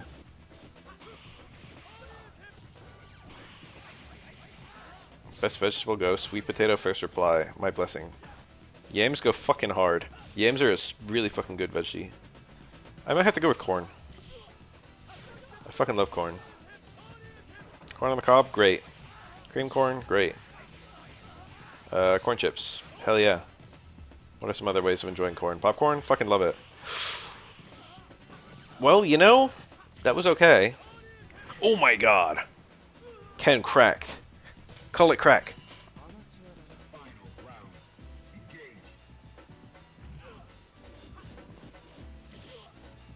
The onion is the actual best answer for best vegetable. That shit is way too versatile. Put that shit in everything.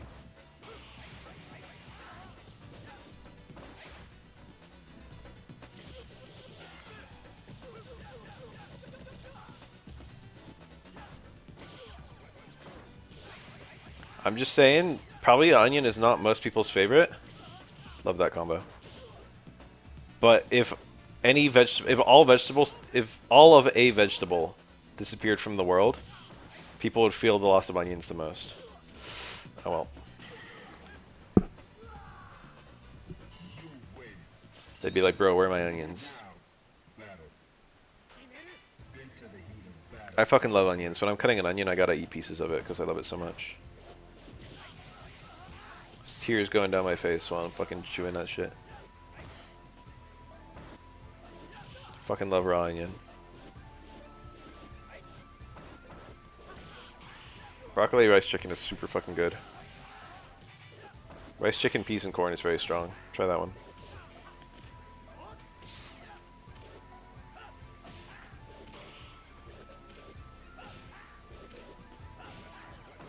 Asparagus is quite good. I have bitten into an onion, but not like, you know, I take off the outermost thing just for sanitary reasons. Buggus was live for a fucking Cooking with Bath the other day during Evo. He came over and got to see me make spinach dip, and none of you guys got to see it.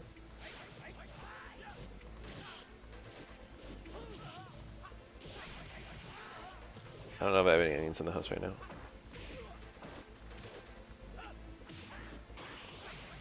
Punishing dive kick is a bit of a trick, and actually punishing air normals in general. Oftentimes you want to do a low medium kick or something like that. Because if you parry and then do low medium punch, there's very good odds that you hit Yang while he's still in the air. And if you do it later, there's very good odds that he lands and recovers. It's actually pretty precise to parry a jump normal and then punish it on the ground. I'm an aura player, so I just punish them while they're still in the air because I'm punishing with a juggle.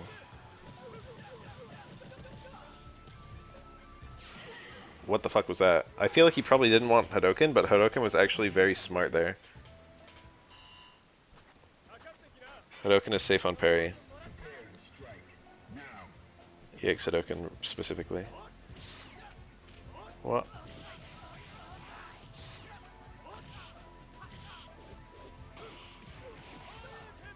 True, Yang can do anti-air parry into close medium kick. That one's kind of annoying though because it's possible to get far medium kick.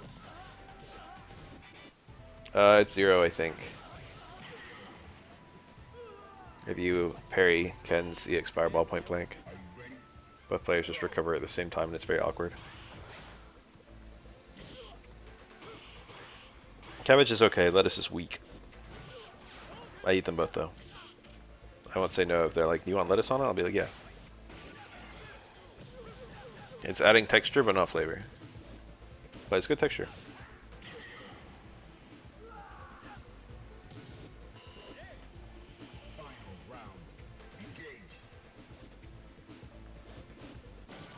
Is that true? I didn't know that. That's really funny, actually.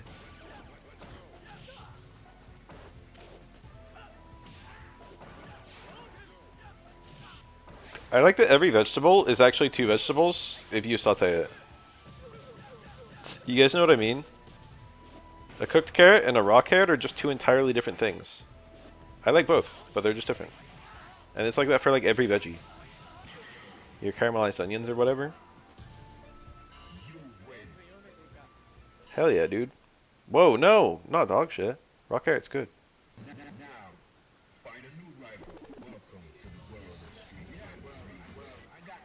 Cooked spinach is a different vegetable. Cooked broccoli, too.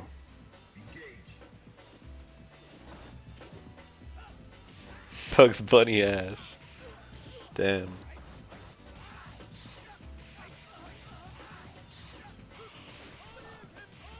Nice.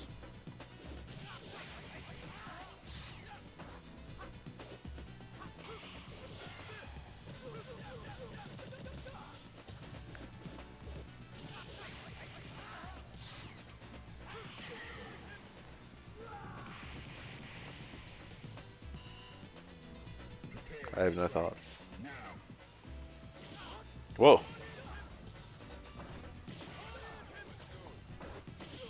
Dude, my broccolis go straight into my mouth, no cooking needed.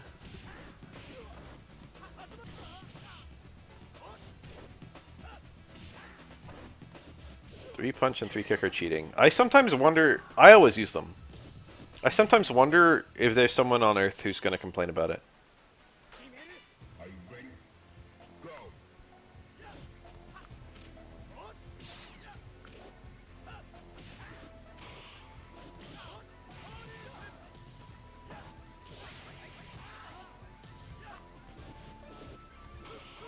I played at a Third Strike tournament local, like a few weeks ago now, and I bound triples every single match I played, and no one said a damn thing.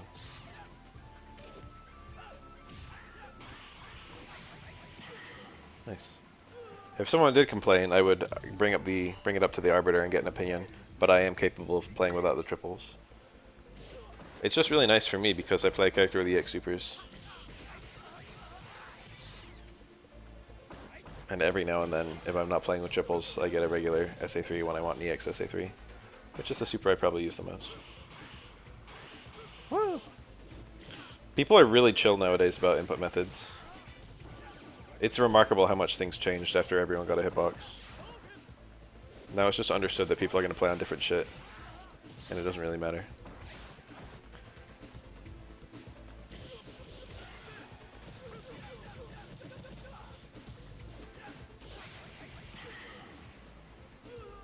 I think this is an entirely different game, dude.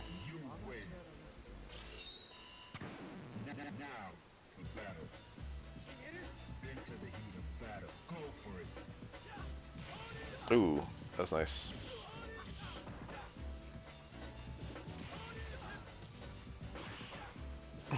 Parry into block. A lot of Kens will do the DP if they see themselves get parried. Nice.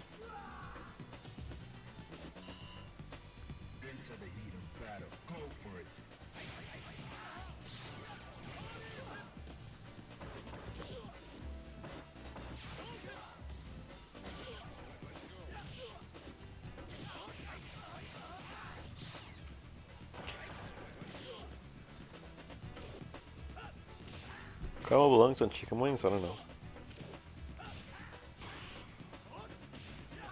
One button combos. Didn't BlazBlue Cross Tag Battle have that? That game had 2 buttons, and I think you could do full combos with only 1 button. That game has an extremely jank input system. I actually quite liked it, but people kind of stopped playing it really quick. And while they were playing it, they weren't using the characters I liked, who were the BlazBlue characters. It was mostly fucking Ruby.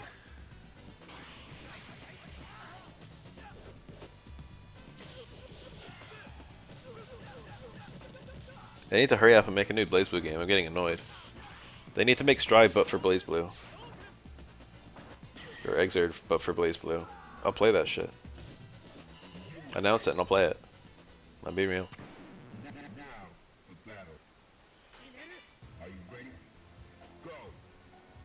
It had one button input infinite. It was actually a 2-button infinite. And they took it out.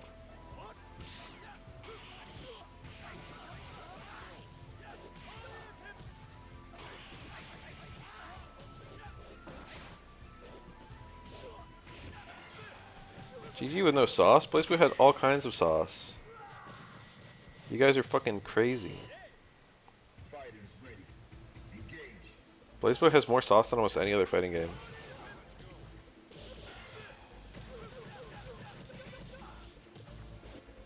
People who think BlazBlue is sauceless don't play it. Ooh. There are whole characters where there's only sauce and no non-sauce. What part of Valkenhayn is the unsaucy part? Wow. BlazBlue has maybe too much sauce. See, that I can get behind. That one, I think there's an argument.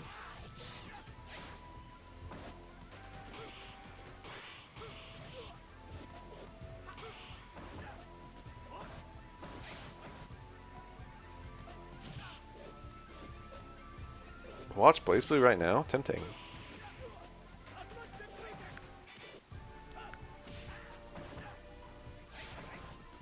BlazBlue has some really executionally demanding combos. Dude, Bullet is super cool. And she's actually one of the less sauce characters. But she's still super cool. Susano seems like he would have more sauce than like anyone, but people find a way to play him saucelessly. Tao has a lot. Tao has this really hilarious phenomenon that I've never seen in another fighting game, where her mix-up is so good and her combos are so weak that she just like constantly drops combos on purpose. You like get your starter and you get a little bit of damage, and then you get your starter again. All of your combos just exist to set up new combos.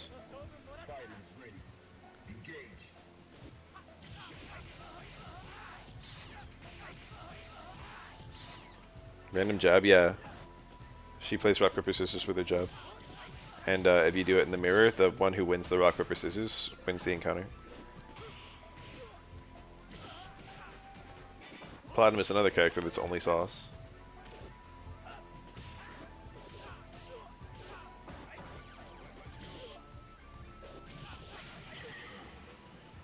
I don't know if there's any character with no sauce in BlazBlue.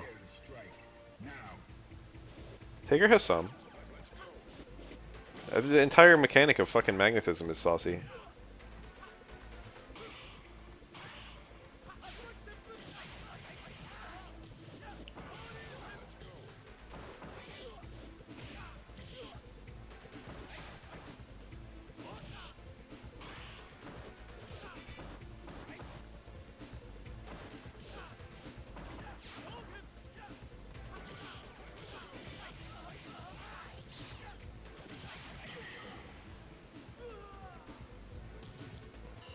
I feel like after S crept her way into the game, I feel like every time I see top 8 there's an S in it. Sometimes several. I kinda like that character, but it's crazy how much I see her. She must be good. That was a dead OS. She's got them Dante normals. You guys know what I mean? Dante normal is a great phrase, because it just immediately fucking conveys this idea perfectly.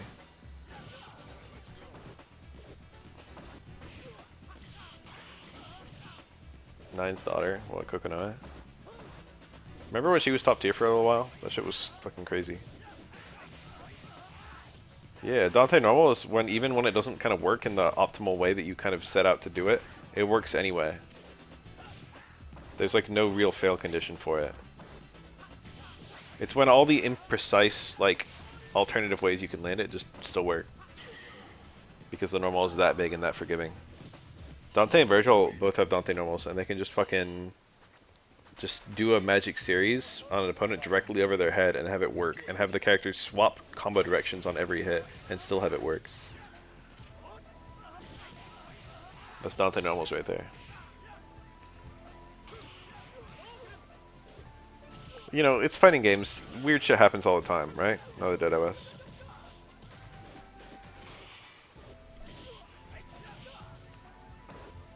And some characters, when weird shit happens, their shit just doesn't work. And some characters, when weird shit happens, their shit still works.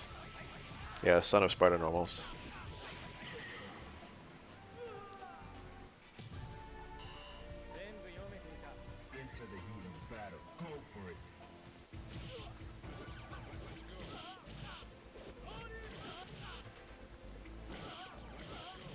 Love that.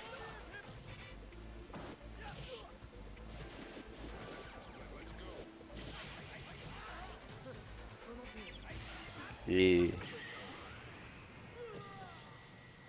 I love that Juve is just canonically the strongest person in the universe. There's something just really hilarious about that. Little cat guy.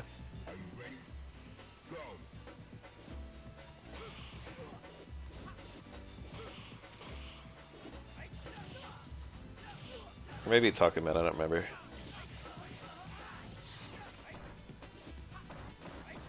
I mean, I don't know. Maybe it's fucking, what's her name? Satan. The Grim Reaper. I don't remember her name. Maybe it's, what's her face? Oh my god. Alright, it's been too long since I've watched that game.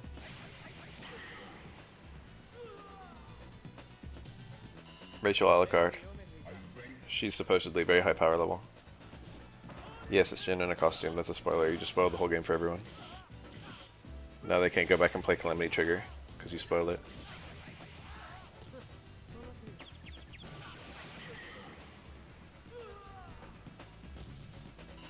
Bang is cool.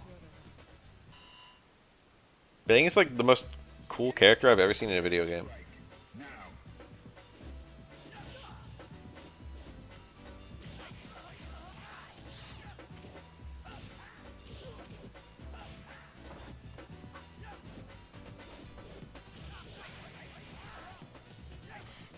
Whoa, can probably try the parry.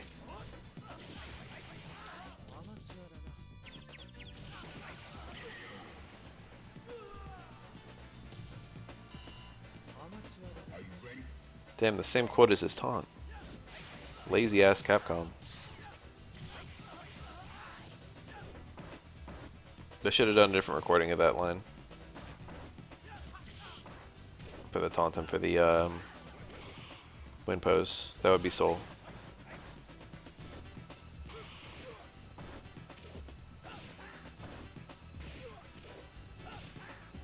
Looks like a main character, but he's not.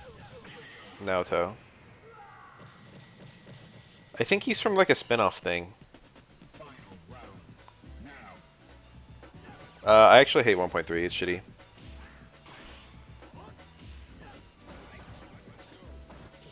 It started promising and then just completely failed to deliver. It was on my to-do list for like a decade. And now I don't even want to beat it. I've gotten too deep dungeon. I could go and do the last boss series at any moment. But I just feel like it's going to be cancerous.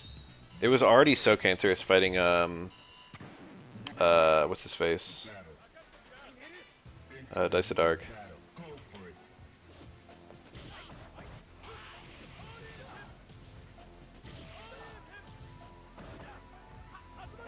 Whoa! He got towards medium kick going the wrong direction.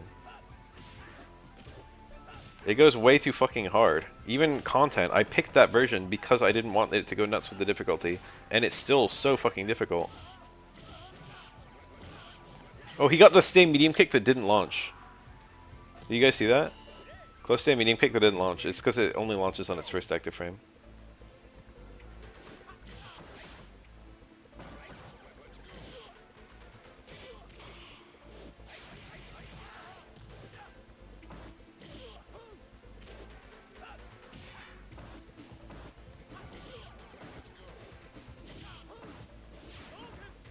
I've never played XCOM.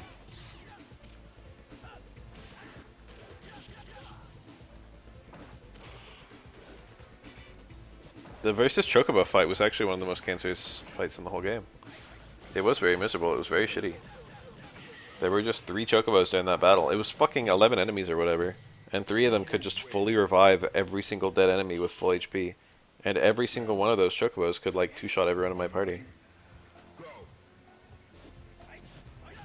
The winning attempt, I really just got a miracle meteor that hit like every single Chocobo and killed like 2/3 of them. Just because the CT happened to work out perfectly.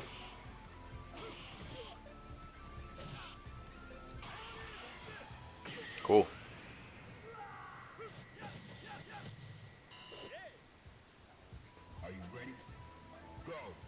Yeah, Cross Tekken 2 would be... Cross Tekken has so much potential. That'd be one of mine.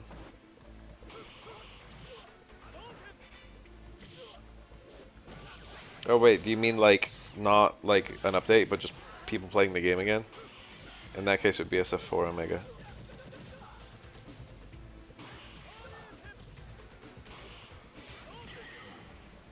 SF4 Omega is one of the best fighting games ever made that wasn't played. Look, Rick is here anytime.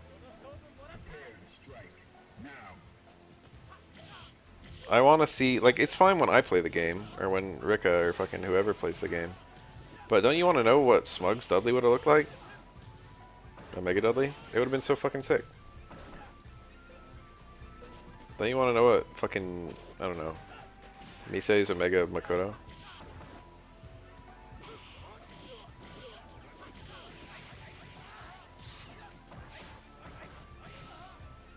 Volcat's fucking Omega Goken. It would be so fucking sick if SF4 Omega got a Japanese arcade release.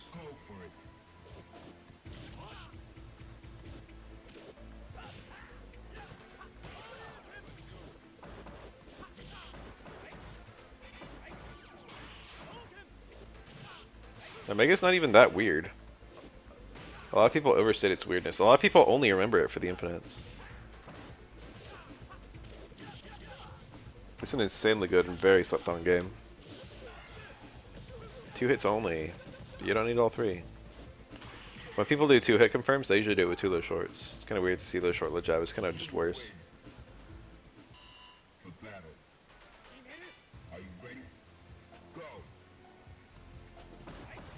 That's I kind of feel that. I agree. Omega doesn't feel like a real game. It's because it was just buried in another game, just quietly added with no attention drawn to it.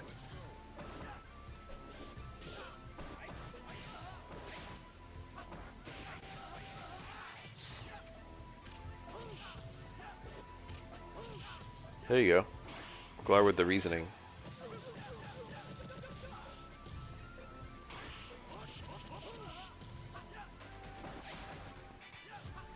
Omega is the Majora's Mask to SF4's fucking Ocarina of Time.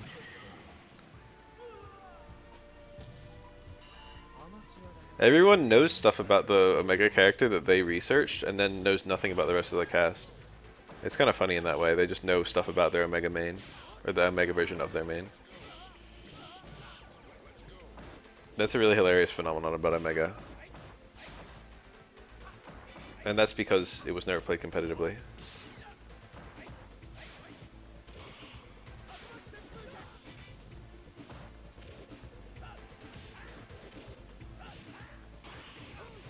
I would love for SF4 to just get a remake and then for someone to hold Omega tournaments. If I'm like fucking wealthy, I'll hold ooh, a nice whiff punish. Omega tournaments.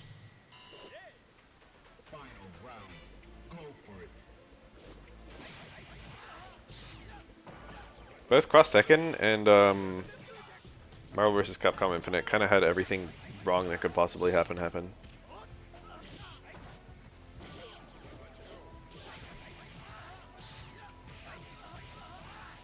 Wish punishing.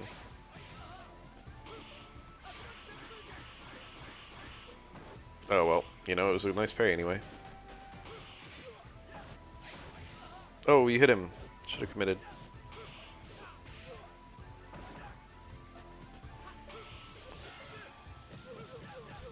It's really nice. Ooh. I will defend Infinite's gameplay. I am Infinite's biggest stan. Marvel Infinite had great gameplay.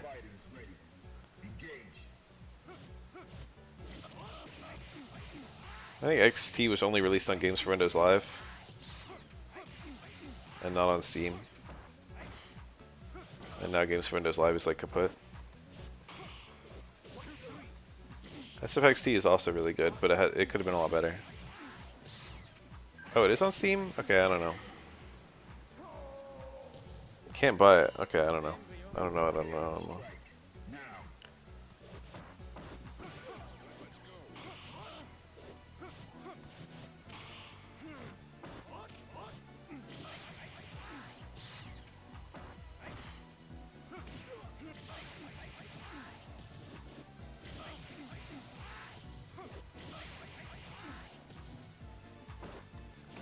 When you know that the Yang is going to do low medium kick EX Rekka, but you can't stop it because you don't know when he's going to do a low medium kick, so parry's just useless.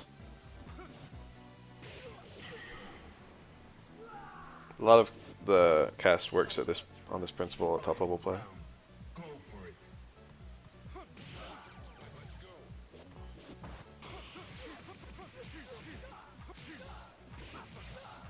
Are we talking about Katawa Shoujo?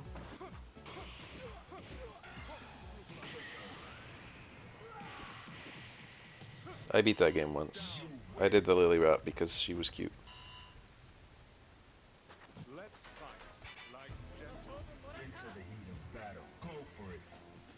Once a few years ago, on Valentine's Day, I did a speed run of the KG ending because I'm forever alone. Kenji? I think it's Kenji, isn't it? He's the bad end if you fail to pick any of the girls.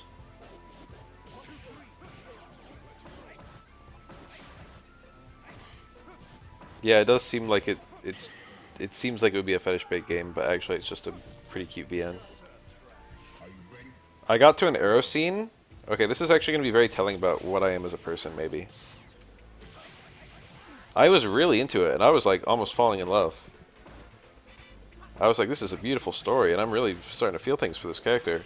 I got to an arrow scene, and my entire like desire to keep playing the game just stopped. It felt like it cheapened the whole thing.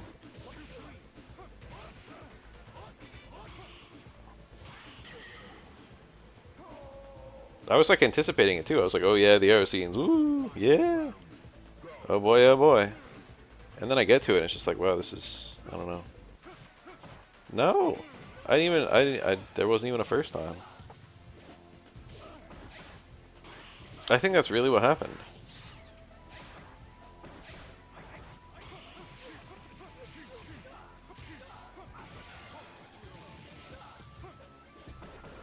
I don't actually remember the arrow scene at all. I think people don't like Lily's arrow scenes anyway. Because she bleeds. The Japanese people are into that. They really like when a character bleeds in media.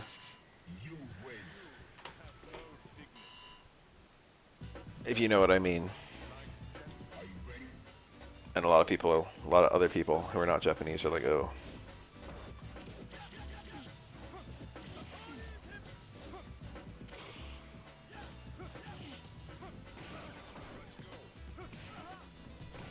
I don't play VNs to come. I think it was her. Someone bleeds. Don't quote me. It's been a long time since I've thought about Katawa Shoujo. All the girls are best. No, I will not comfort Misha. It's a trap.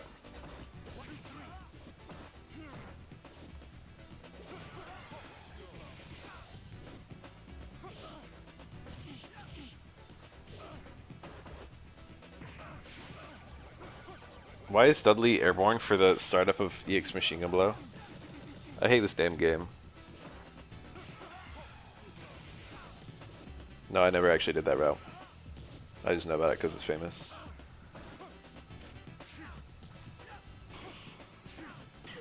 A lot of people picked, what's-her-face, Reen, the jogger.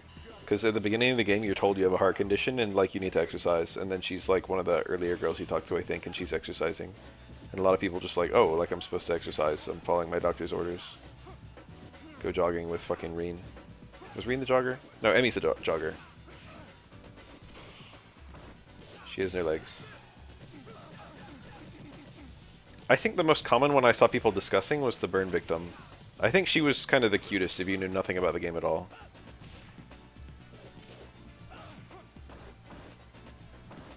That was a common meme back then, was what the heck was Misha's, like, condition. And there were a few answers that I won't repeat.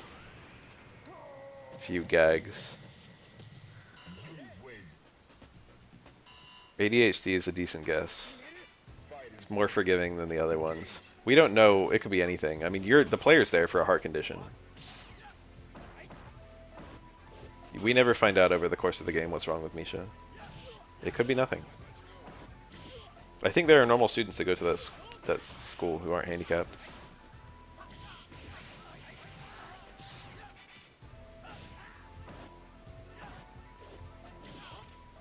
I gotta check my ableist privileges by comparing the word normal and handicapped. No one clip that and cancel me.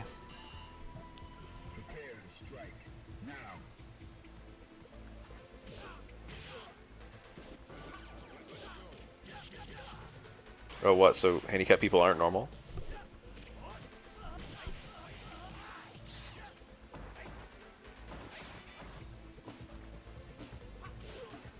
Oh, that was a sick cross-up, but he didn't commit.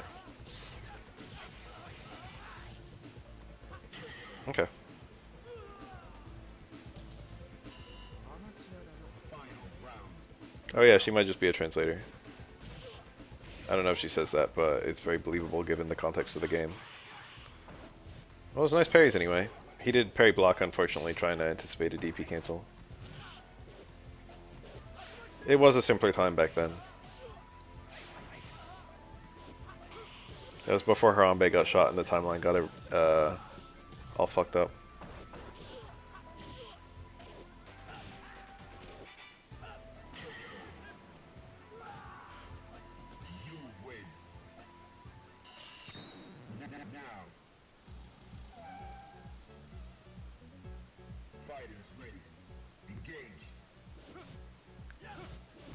I forgot about that. Everyone had like some satellite characters.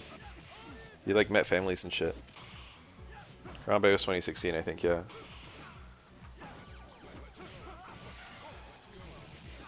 It's after that things started getting weird.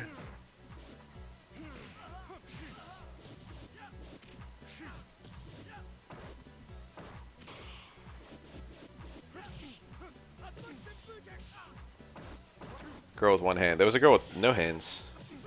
There was a girl with no hands, a girl with no legs, a blind girl, a deaf girl, a girl with burn scars, and a girl with giant drills. And when I say giant drills, I mean funny hair. But the funny hair girl wasn't like a real route. So there were like 5 routes, I think.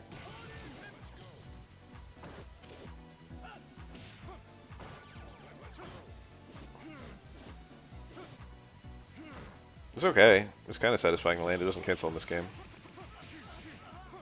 A Reeves cancels into TC, but it's not a great TC.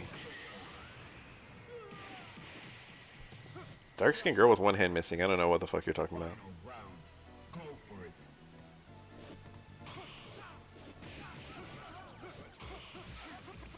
God, Dudley's so nasty when he's being played well.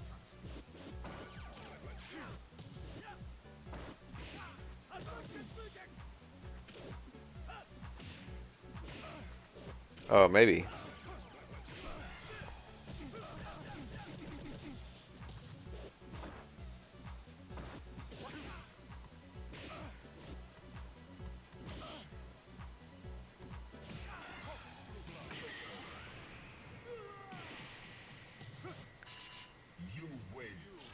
Damn, we got a bunch of fucking Katawa Shoujo experts in the chat. That's crazy. It's one of very few VNs that's kind of gone, I wouldn't call mainstream, but into the public discourse. Mostly because the gimmick is so unique. Memorable. Like a Hatoful Boyfriend or whatever. I never played that game. That's the dating sim where all the characters are pigeons.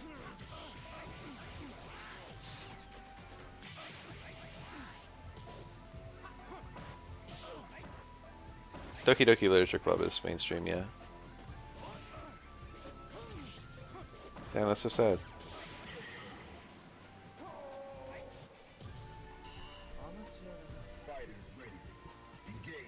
The characters who are not normal.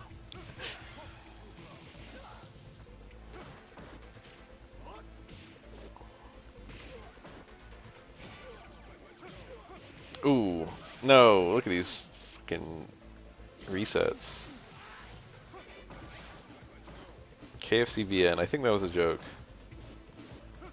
That was real? Shit, I don't know. I feel like I heard about that, but I don't know. That reminds me that I got Goodbye Volcano High and I haven't played it yet. No one spoil it for me. No one spoil it if there's a meteor.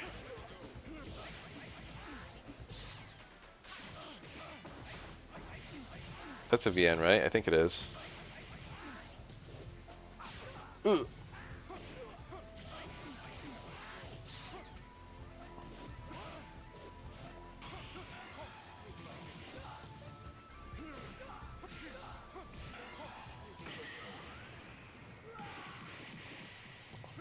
I think a lot of people think about the kind of person that like plays a million dating sims.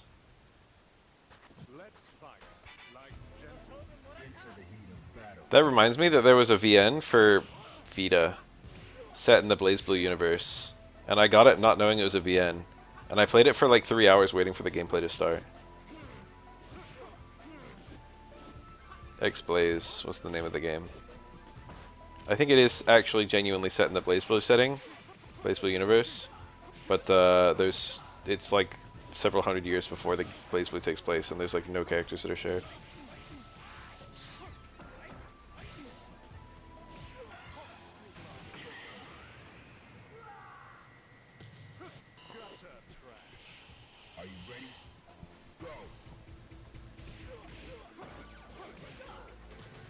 True.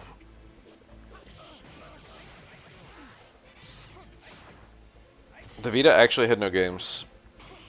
I had like a mild interest in getting a Vita, but I didn't want to pay for one. And then my brother surprised me with a birthday gift Vita. Like, he came back for my birthday. He's like, hey, we got you this.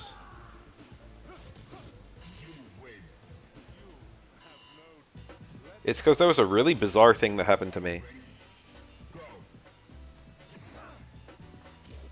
So, on eBay, there was a company selling Vitas for, I think, $40.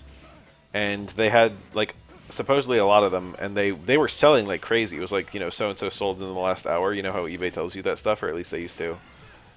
But it was like, you know, hundreds or whatever. And I was thinking it was just like, you know, some random people in fucking, I don't know, East Asia somewhere just ended up with a truckload of Vitas somehow, if you know what I mean. Theft. And it's just like, hey, easy money or whatever. Who knows? But they were selling like crazy, and I was like, you know, what's the worst thing that can happen? eBay will have my back. So I buy a Vita. I buy one of these $40 Vitas, and it gives me a tracking number. It takes forever to get to my house, like 4 weeks or 5 weeks or something. And then when it finally comes, it's like an envelope and not like a box or anything. So it's like, okay, well, this isn't a Vita. They had to give me an actual package with an actual tracking number, or else eBay would know that they hadn't mailed anything. And anyway, inside the envelope was a weird coin that I looked it up, and the coin was actually worth quite a lot of money, but the one I got was almost certainly a duplicate. Like a replica. Anyway, I contacted the seller and they didn't reply. And then I contacted eBay and I was like, hey, like, this is what they sent me. Here's the package, here's the tracking number. And they were like, you need to send it back to the company. Yeah, I didn't get a Vita from this. And I look at the address of the company that sent it to me, like the return address on eBay, and it was just consonants. Like, I know what Chinese looks like when it's written in English letters, but this was literally just gibberish. Someone just, like, mashed the keyboard a little bit.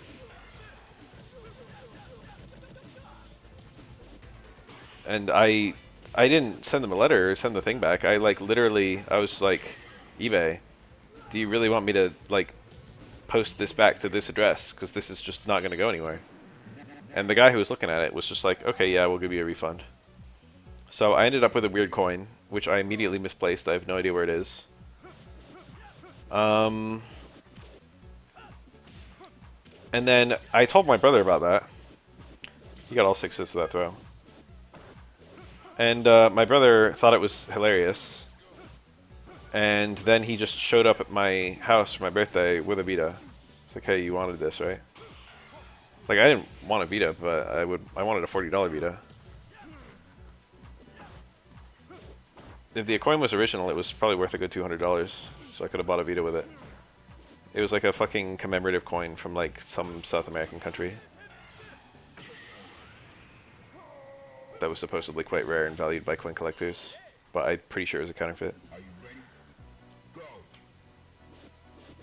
Anyway, I finally had a Vita once my brother gave me one, and I was trying to think of like what I wanted on Vita, because most of the games that were on Vita that I would play, like Cross Tekken, were already on other things. So it's like, what am I fucking supposed to do with this Vita? So there was a game that I really wanted to play. There was a Vita exclusive. And that game was Silent Hill Book of Memories. And wouldn't you know it, that game was ass. I have played even the bad Silent Hill games and enjoyed them. But Book of Memories was shitty. That game is bad and also not a Silent Hill game. But I don't mean it's not a Silent Hill game in the same way that, like, you know, oh, Dump War isn't a Silent Hill game because I don't respect it. No, this one actually just isn't a Silent Hill game. There were a couple other games where, like, I'd never really played them, and I was like, oh, I'll play the Vita port. Like, Tales of Hearts. I was like, let's play a Tales of game, because Tales of Hearts is on Vita. And, I was waiting for it to show up at my local GameStop, but their Vita section got smaller and smaller, until eventually there was nothing there.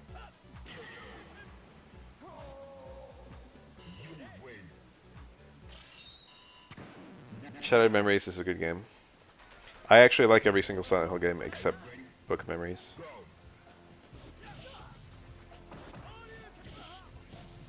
I don't like Origin that much. There you go, there's two Silent Hill games I don't like.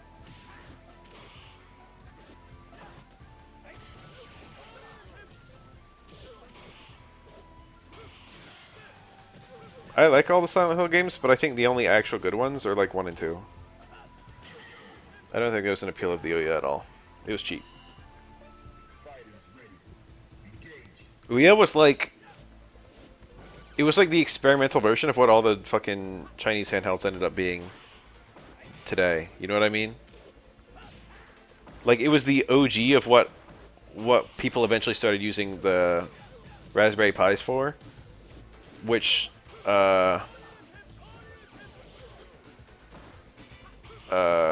people started making like handheld ones. I think there's been a market for a... There was like, for a very long time, there was an untapped market for a portable handheld emulator. And people were kind of doing it with DSs and PSPs. But it was... Those are not the best way to do it. Just something that can play, like, emulate up to, like, N64. And you could buy for, like, $40.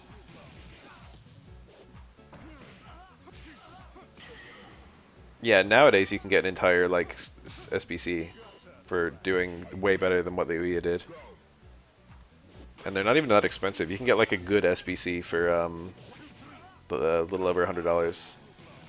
That's single board computer, by the way. It's just like a little micro motherboard, and then a couple other extra fixings. And it just runs in and of itself without help. Just plugs the keyboard into it and you're set.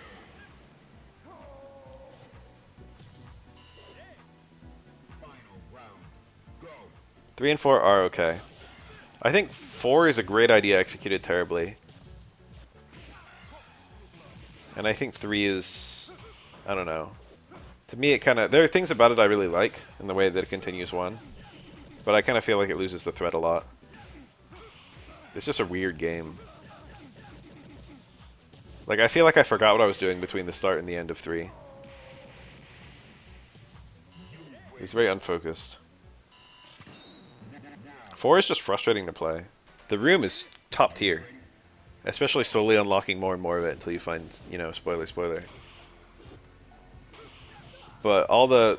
When you're going around the apartments and shit, or like the fucking overworld stuff, it's bad. Also, the ghosts are maybe some of the most frustrating enemies in all video games. I will give them credit that they are very dreadful. Like, they inspire more dread in me than almost anything else has ever done in a video game. It's just like, oh, it's the fucking ghosts. This is Brave Tech by the Ying.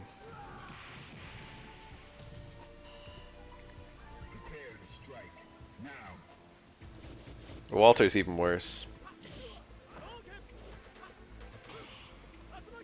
Wow.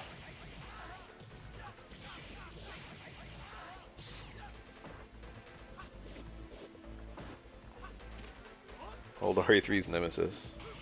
I remember people talking about that with Minecraft, with the creepers. They're like, oh, I've never played a game that inspired more dread in me than the creepers inspire. It's kind of funny seeing discussions like that.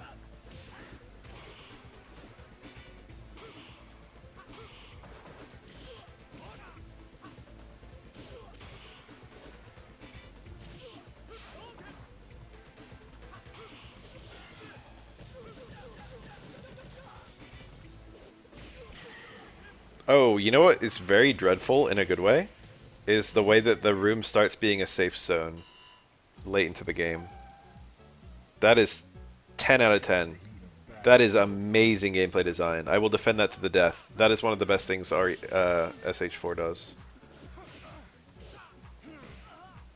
So you have a very clear distinction of when you're in danger and when you're safe in Silent Hill 4. And then they kind of slowly take that from you.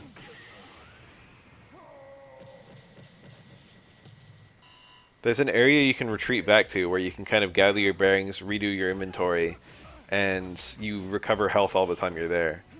And then they make it so it stops recovering health, and it slowly gets more haunted the more time you spend there, and there are parts of it you can't go near because they're possessed.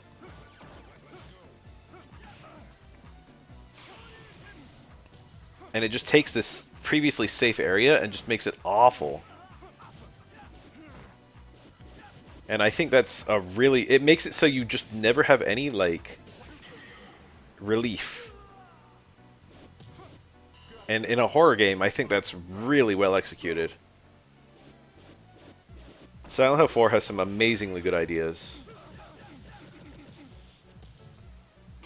But it's shitty.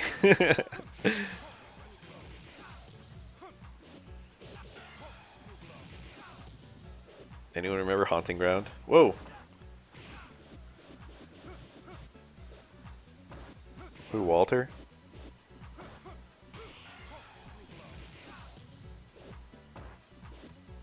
Why are you putting villain in quotes? Dude's with jackass. Am I the villain? Henry the villain?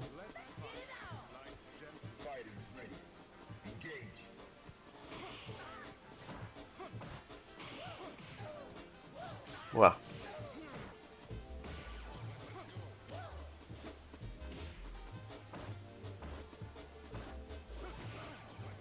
Yeah, Disgaea, the sequels go even harder on the min-maxing.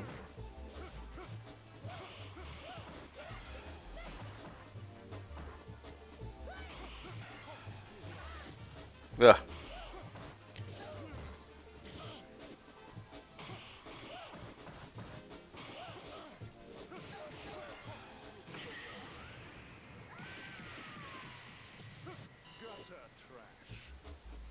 Man, Dudley feels really crazy watching this footage. Are we sure this character is in top 1?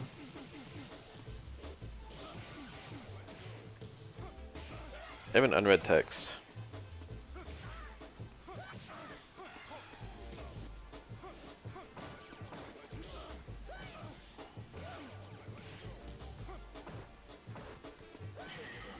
Time for a live reading.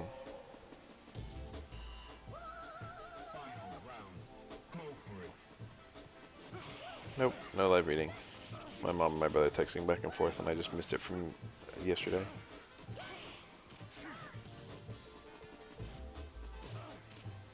Damn, weren't we watching Third Strike or something? What's going on here? Oh, there you go. Overhead super.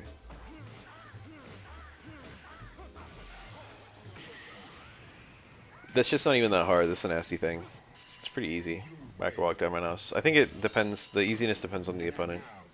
Some characters are easier than others, but it's not too hard.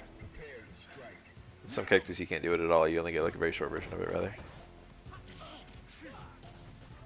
That was a minus frame dive kick. A lot of twin players will do a minus frame dive kick and immediately jump again, because you're very incentivized to immediately take a throw when they do a minus frame dive kick. And then their new dive kick will just hit you. Pretty funny.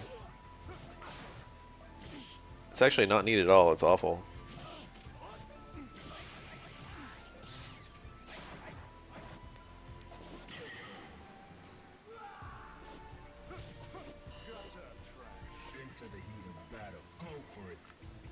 It's been a long time since I've seen a Aura player in one of these. I wish an Aura player would just show up so I get to see some scope. It's been a long time since I've seen Aura be played by someone other than myself. I would say about 80% of my Aura at this point is like, I don't know, self-taught. That was a great cross-through and the Dudley was ready.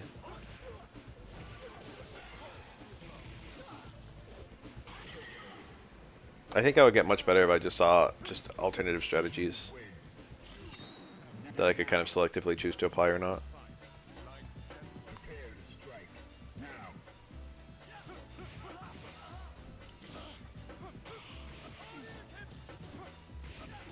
Final Fantasy X is a very beautiful game. I mean that in a visual way, but also in a storytelling way. It really hits on the first play.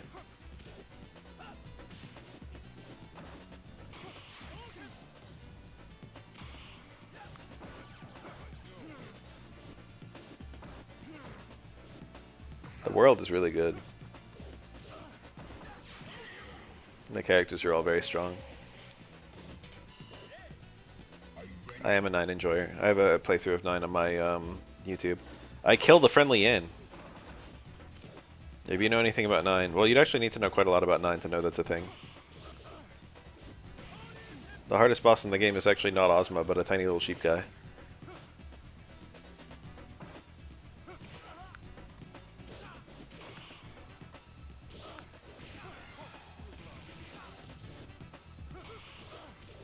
Safe jump by Dudley.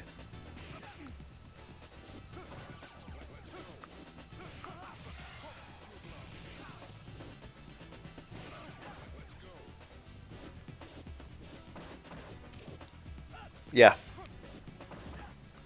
I know a couple of mods for FF9 actually.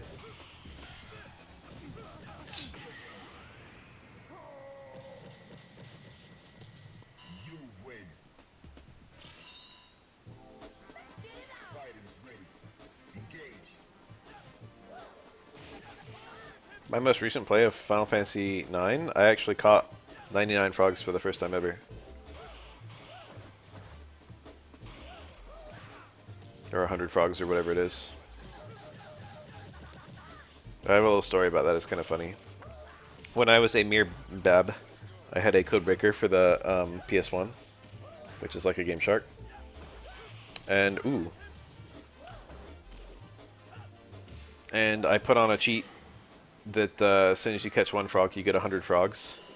And even in Disc 1, if you catch your 100th frog, you get a boss fight with Quail. And in Disc 1, he will absolutely... And it's a 1v1 with Kina.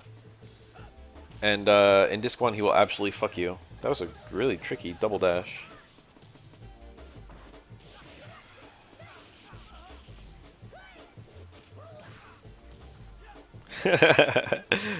FFX convincing people that video games can be art is actually a fairly common idea. Well, actually, it's often a Final Fantasy title. For some people, it's X. I think for a lot of people, it was 7. But 8 and 9 also qualify. It was around that era where people kind of started realizing video games could be... like, I don't know. A video game taking itself super seriously could be a very beautiful experience.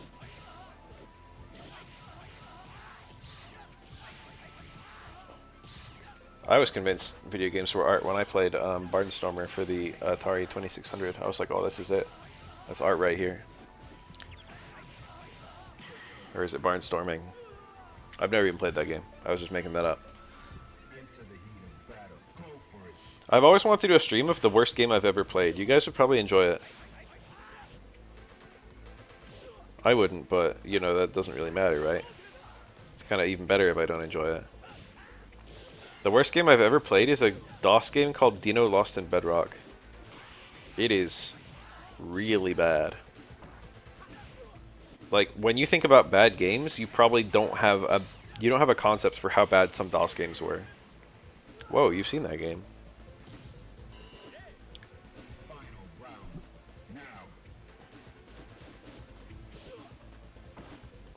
To give you a little context on how bad Dino Lost in Bedrock was, whenever you died, you were sent back to the beginning of the level, but the timer wasn't restarted. So you could potentially be sent back to the beginning of the level with only a few seconds left, and then the timer would run out, and then you would die again. And not only that, but actually when you beat levels and go to the next level, the timer is also not restarted. So you could beat a level, and then the timer would run out, and you would immediately die on the new level. And between these two things, it is really hard to beat the game without running out of lives. You need to play really well.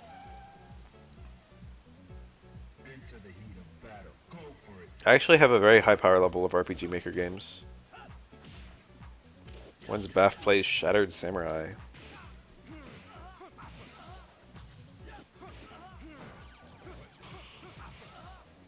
I have a really high power level of random RPG Maker games from a particular era.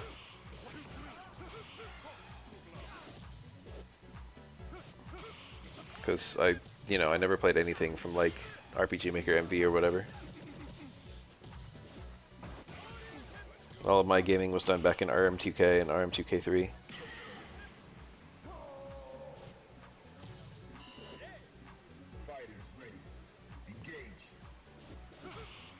That sounds like something people would do in Flash. Oh, Oni. I love Off. You guys ever play that shit? Kino game. Absolutely perfect. That's a video game that's art. I love that Mortis Ghost occasionally answers really weird questions about the game too. But mostly just kind of leaves it to itself. Off is so fucking good.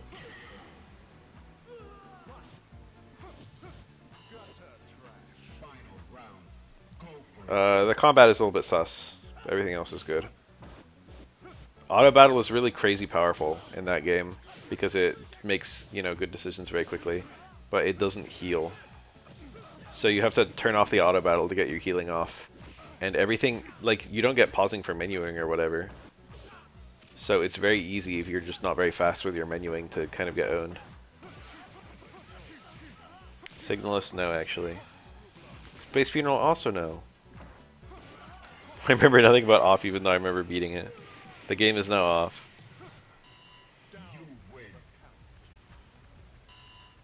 Oh shit, the video ended right on time. So I have another one here. Ooh, it's big. But I actually don't want to do that.